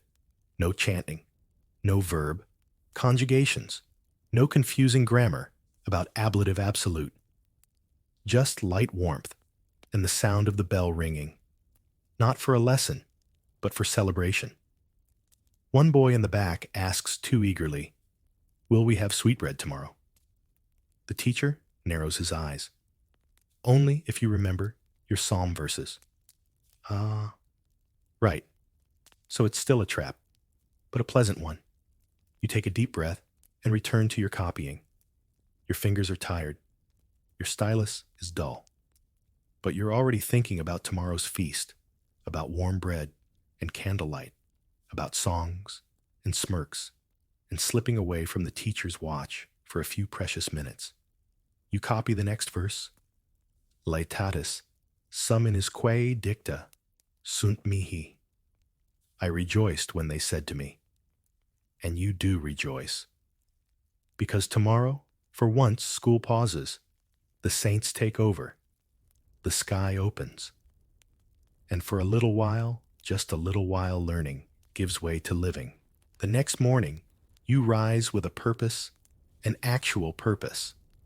Not the usual dragging of your half-frozen limbs out of bed to face another day of repetition and rapping canes, but the quiet, stomach-tingling excitement of a feast day. The fire was lit early. Your mother was humming while stirring something thick and lumpy over the hearth, and even your father looked mildly less grumpy than usual. That's how you know it's real. You scramble into your woolen tunic, wrestle your damp shoes into place, and practically skip out the door. The cold stings your face, but today it feels like part of the celebration. You arrive at the schoolhouse early, which is a miracle all by itself, only to find the door already open. Inside, the teacher is lighting candles. More than usual, the good beeswax ones. You can smell the difference, sweet like warm honey and old parchment. He nods at you with something resembling tolerance. Today is the feast of St. Andrew, and with it comes a sacred treasure you've barely dared to dream of, the big book. You glance toward the lectern in the corner where the largest manuscript in the room rests like a sleeping dragon. It's chained in place with thick iron links that clink quietly whenever someone opens it. You've only seen the inside once from afar, and once for exactly 4 seconds during a Saint's Day reading last year, when the teacher turned the pages with such reverence you thought he might actually weep. This book is no ordinary volume. It's a handmade manuscript, possibly centuries old, filled with rich Latin script, illuminated letters, and careful drawings of saints and beasts. You've heard stories that there's even a tiny angel hidden in one of the margins just big enough to wink if the light hits right. It sits heavy and motionless on the lectern, its cover made of wooden boards wrapped in cracking leather with brass corners and a clasp like a miniature door hinge. You're convinced that even opening it requires divine permission. These books are rare, ridiculously rare. In 1300, a full manuscript could take a year or more to produce. Every letter is written by hand. Every illustration painted carefully using natural pigments, lapis lazuli, ground herbs, soot, and sometimes real gold leaf. Pages are made of parchment or vellum, and every single one costs more than a chicken, maybe 2. Books are so precious, they're chained down to stop people from wandering off with them, literally. You can see the iron chain looped through a hole in the corner of the book's cover, attached to the lectern like it's under arrest. Historians agree that chaining books wasn't about suspicion, it was about value. A library might only have 3 or 4 volumes. Some schools had just one. Even cathedrals prize their collections like treasure vaults. And for a child like you, even touching one feels like borrowing power from a saint. Today, your teacher opens the book. You all gather around quietly. No pushing, no talking, no breathing too loudly. This is sacred. The teacher adjusts his candle. He flips the heavy clasp and opens the cover with both hands. The sound is glorious. A slow thud of thick parchment, followed by the faint creak of time itself. The first page is a glowing A, an illuminated letter nearly the size of your hand, painted in red, blue, and gold, curling into a vine that ends in the tail of a lion. You lean in. The script beside it is impossibly neat. Ink so dark, it could have been written yesterday. Margins filled with tiny drawings. Flowers faces a monk frowning at a snail. You don't dare speak, but in your head you whisper, "This is the real stuff." The teacher reads from the text slowly, dramatically, as if each word is made of glass. It's the story of St. Andrew's calling. You understand about half of it, but the rhythm, the cadence, it sticks. It always does. After the reading, he lets each of you approach the lectern, one by one. You wait your turn, feet tingling. When it's finally you step up and place your hands behind your back, as instructed. No touching, just looking. The page is illuminated. A figure St. Andrew stands on a beach, holding a cross and speaking to a group of fishermen. The sea behind him swirls with strange blue ink, and in the margins someone's drawn a fish that suspiciously resembles the baker's cat. You want to stare longer, forever. But the teacher coughs softly. Time's up. You step aside. After that, you return to your bench trying to process what you've just seen. You don't remember the smell of the candles or the cold of the stone floor. Just the image burned in your brain like a dream you don't want to wake from. You start wondering, who made that book? Was it a monk with ink-stained fingers and a room full of scrolls? Did he use a feather from a swan? Did he mutter prayers as he drew those vines, those faces, those little snails? And will you one day make a book like that? That's what reading books in 1300 does to you. It makes you dream big. You won't get to see that manuscript again for months, maybe longer. The chain stays locked. The teacher wraps it in linen cloth and carefully folds the cover shut like he's closing a tomb. He locks the clasp, tucks the key into his robe, and returns to his seat. Class resumes. Back to chants and copies and spelling tests that feel like miniature exorcisms. But part of your brain is still on that page, that glowing A, that saint on the shore. And tonight, when you're lying in bed under your itchy blanket, you'll see it again, floating in the dark behind your eyes. You may not have books of your own. You may not be allowed to read freely. But for a moment, you got to touch the edge of something sacred. And that's more than most children ever do. The feast is over. The candles are burned down to little waxy stubs, and the last crumbs of sweetbread, if you manage to snag any, are long gone from your fingers. You wake the next morning groggy, but not cold. And for one glorious moment, you think maybe it's still a holiday. Then your mother yells that the teacher will knock your ears loose if you're late again. Right. Back to it. You groan. Pull on your tunic now. Stiff from drying near the hearth overnight, and head down the muddy path to school with that familiar hollow sense that today will be long quiet and sore in all the usual places. But something's different. Not the weather still gray. Not the mud still unavoidable. It's something in the air. Lighter. More restless. Then it hits you. It's nearly spring. Which means school is almost over. Or more accurately, school is about to be abandoned until the cows come home literally. See, in 1300 school isn't a year-round gig for most children. There are no final exams, no report cards, no solemn graduation ceremonies where everyone claps politely. School stops when the weather warms, and the fields need hands more than the benches need bottoms. You start noticing it in small ways. The fire burns lower during lessons. The teacher stops insisting on full psalm recitations and settles for mumbled summaries. There's a sort of exhale in the room, even if no one dares say it aloud. You count the days in your head. Not officially, of course. That would be heresy. But unofficially, every child knows the signs.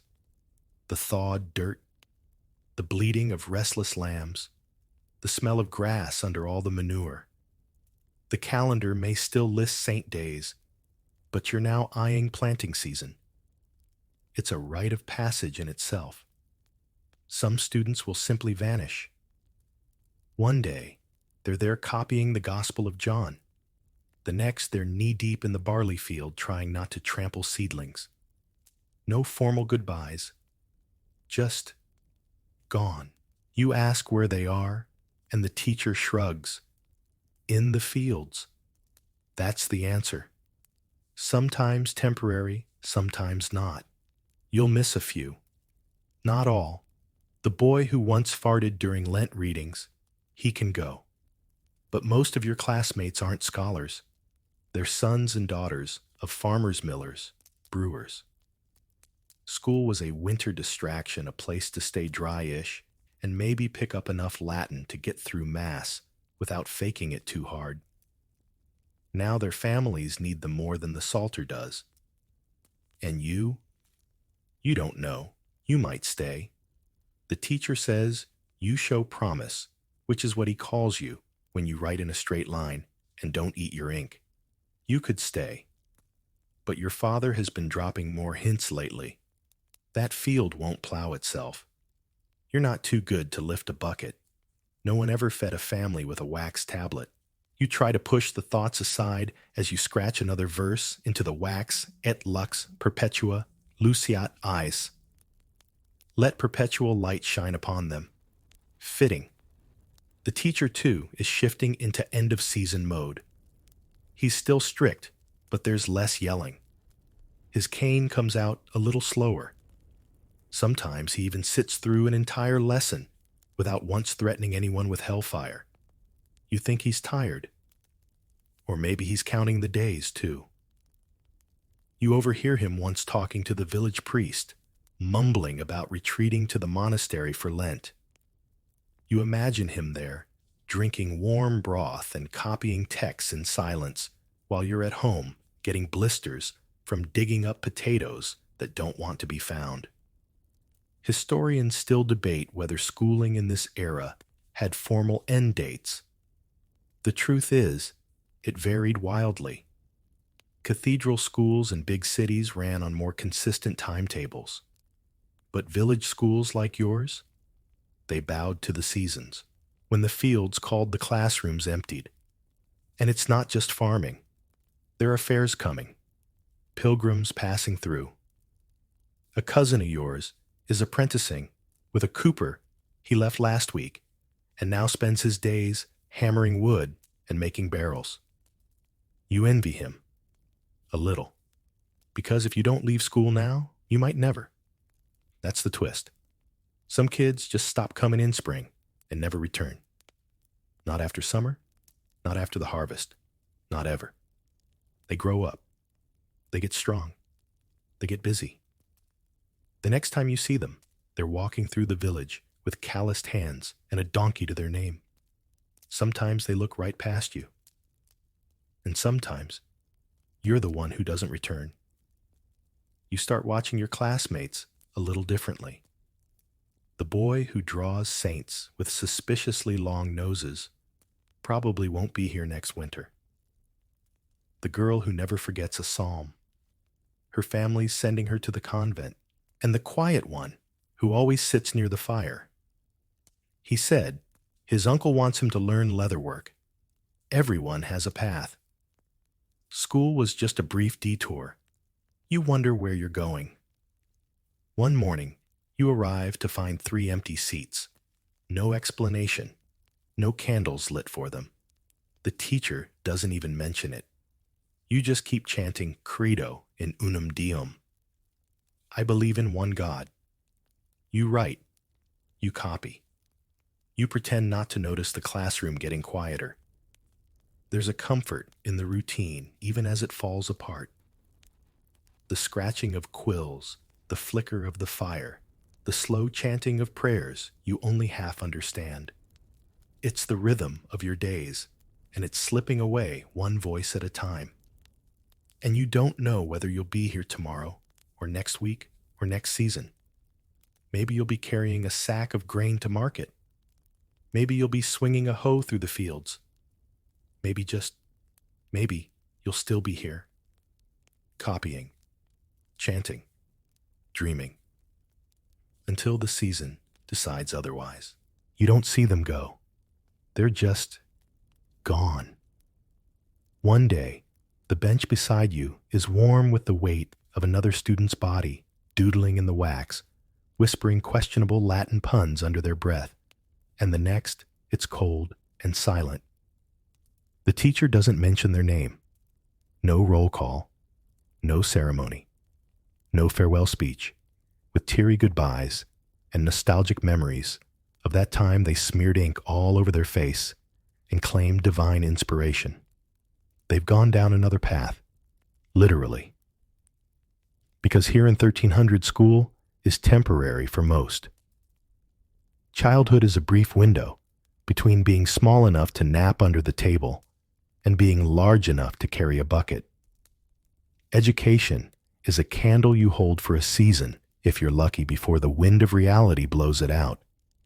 And while you're still warming your wax tablet in the sunbeam by the door, others your age are already stepping into the long shadows of real work.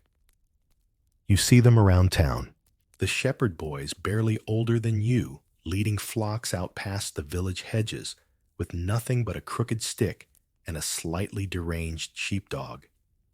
Their hands are rough, their tunics full of hay. Some wave when they pass the schoolhouse. Some don't. One of them used to sit next to you. You wonder if he still remembers how to write Pater Noster, or if he's forgotten the shape of the stylus in his hand already. Then there are the apprentices, the ones who've been handed off to the blacksmith, the potter, the tanner. They get up earlier than you finish later and smell worse, much worse. But they also carry themselves differently, like they've already stepped into their future, hammering away at it with hot iron and grit. You pass one of them near the market, Bertram, the baker's son. He used to copy verses so fast you were convinced he had a second brain. Now he's hauling flour sacks like they're empty and yelling about someone letting the yeast go flat. You envy him, just a little. His world is bigger now. Your world still fits within the 4 stone walls of the schoolhouse and the length of your stylus. And then there are the monastery-bound. Rare but revered. 1 or 2 of your classmates have already left for a cloistered life, sent off to live among monks or nuns in stone sanctuaries beyond the hills. The girl who sat at the front of class, the one with the frighteningly perfect handwriting, gone. Her family donated her to the church like a prize chicken. She probably chants twice as much now and eats half as well. But her soul's already halfway to sainthood, according to her grandmother. You wonder what she's doing at this exact moment. Illuminating a manuscript, cleaning candle wax off a stone floor, reciting Ave Maria for the 4th time today. You imagine she's already forgotten your name. Some students didn't leave by choice. Illness took one. You weren't close, but still, you remember the quiet afterward, the way the room echoed differently without their cough. There's a harsh kind of honesty in all of this. Not every child is meant for scrolls and ink. Most are meant for calluses, for carts, for cows, and coins, and crops. Education for them was a winter detour, a flicker of something holy between harvests. And honestly, sometimes you wonder if they had the better deal. Because while they're learning trades, mastering skills, becoming someone you're still here chanting, Gloria Patri, et Filio, et Spiritui Sancto, like it's going to unlock the universe. Historians like to write about education in the Middle Ages as a pipeline to the priesthood or intellectual life. That was true for a few. For most, it was just a place to learn how to read the prayers, say the right words at Mass, and know when to sit, kneel, and not blaspheme. Just enough learning to get by. Still, sometimes the knowledge sticks. The boy who became a shepherd. He hums the Psalms while tending sheep. You heard him once, near the ridge. You stopped and listened. He was off-key, but earnest. And you think maybe school did matter? The potter's apprentice uses Latin to name his glazes. He says it makes them sound fancier. He once labeled a cracked bowl vasa imperfecta. You couldn't stop laughing for a week. And then there's you. Still here. Still scratching Latin into a wax tablet like it might save your soul. Or at least earn you another slice of onion loaf. You're one of the few left. The room is quieter now. Less coughing. Less squirming. Fewer elbows jabbing you during dictation. The teacher seems gentler, or maybe just more resigned. He doesn't raise his voice as often. He lets the silence settle longer after prayers. Sometimes he just looks at you, eyes squinting, like he's trying to decide whether you're worth the parchment. You don't know yet. Sometimes you imagine joining the monastery. A life of books and chants, yes, but also warmth routine, maybe even a sense of peace. Other days, you picture apprenticing with a scribe who works for the local lord. He has real parchment, a desk with a drawer, and a cat that isn't half-starved. But nothing is certain. You may leave next week, or never. You may spend the rest of your life copying psalms and dodging ink spills, or end up chasing pigs through mud until your knees give out. The path isn't laid for you. It's scratched into the wax one day at a time, and it can be smoothed away just as quickly. You press your stylus to the wax and write your name. Slowly, carefully. You don't know where it leads yet, but you're still here. Still learning. Still writing.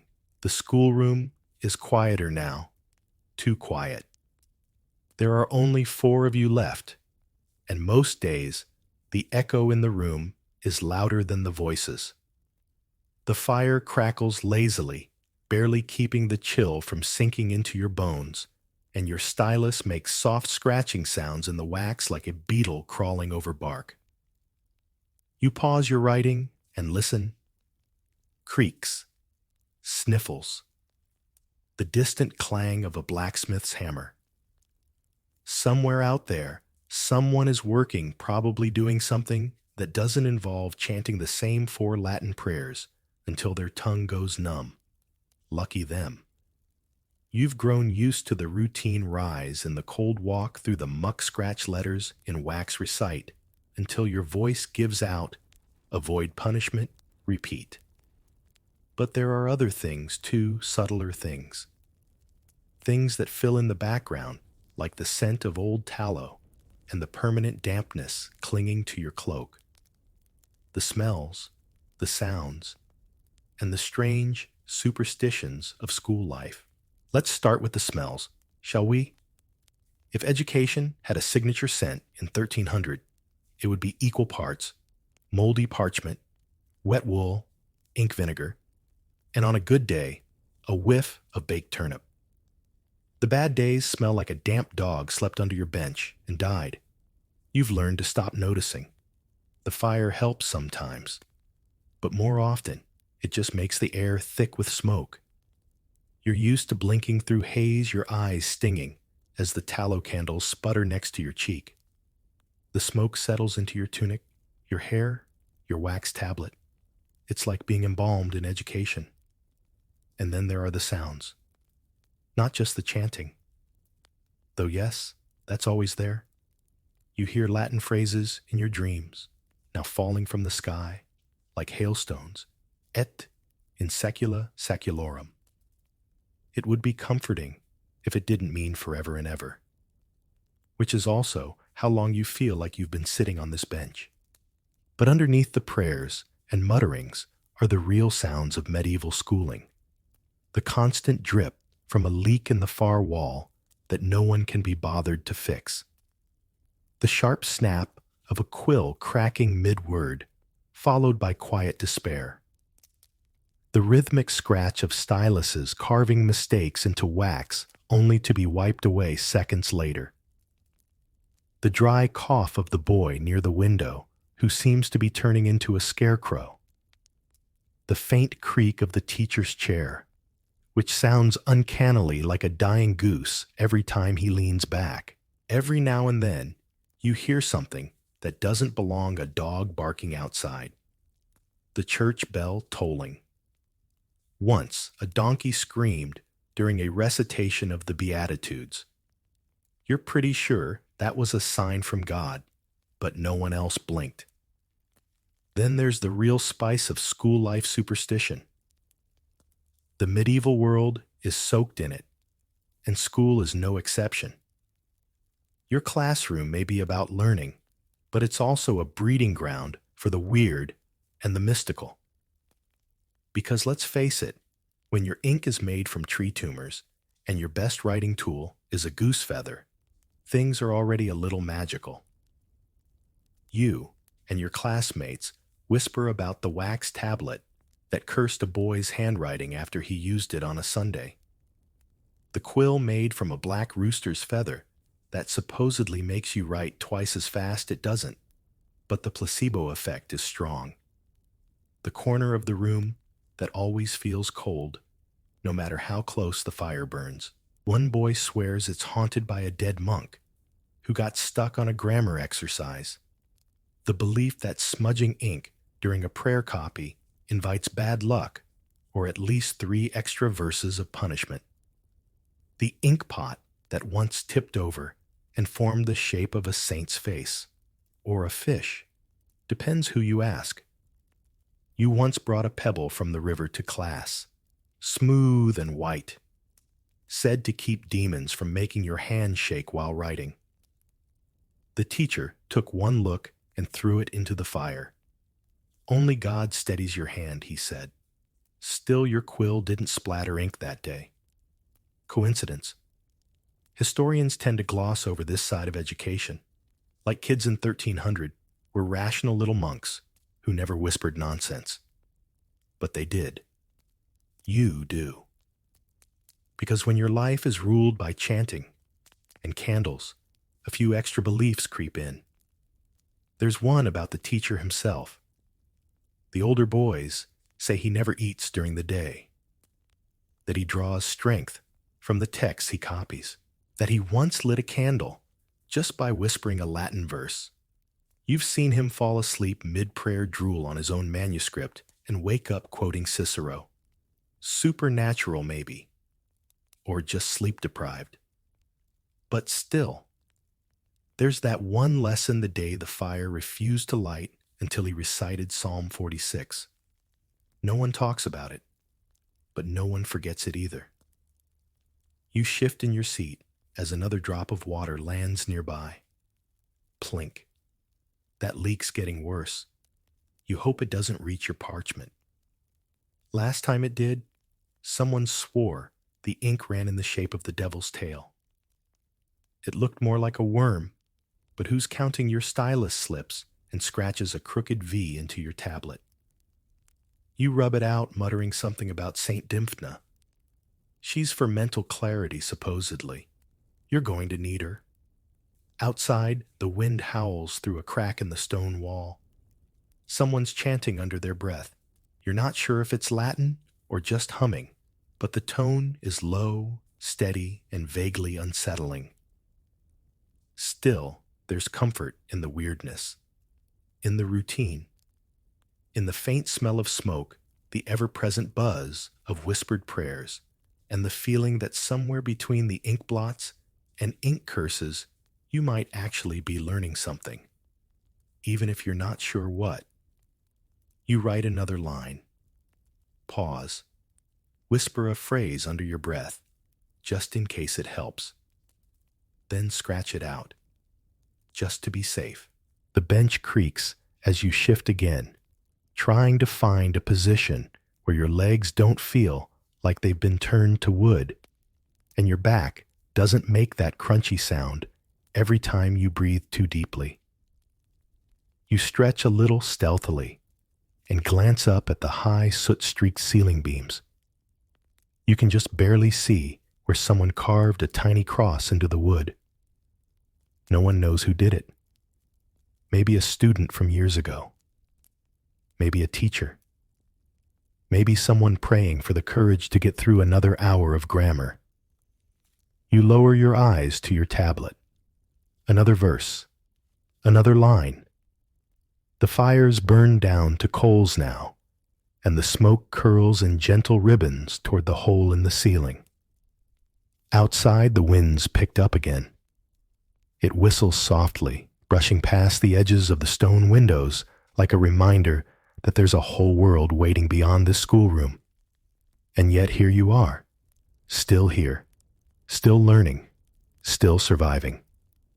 You stop writing and just breathe. Let yourself be still for a moment. You think back to the start of the year, how crowded the room was, how unfamiliar the chant sounded, how your fingers trembled every time you picked up a quill. And now you can copy entire psalms without looking twice. Your ink smudges less. Your handwriting curves more confidently across the page. You even caught an error in the teacher's dictation last week, though. Of course you said nothing. You're brave, but not that brave. The teacher stands at the front reading quietly from a scroll. He's not shouting today, not correcting, not even walking around, just reading. His voice has grown softer in the last few weeks, less forceful, more resigned maybe, or reflective, like he knows something is ending. Because it is. Today is your last day, not just for the season, but for good. Your father spoke last night.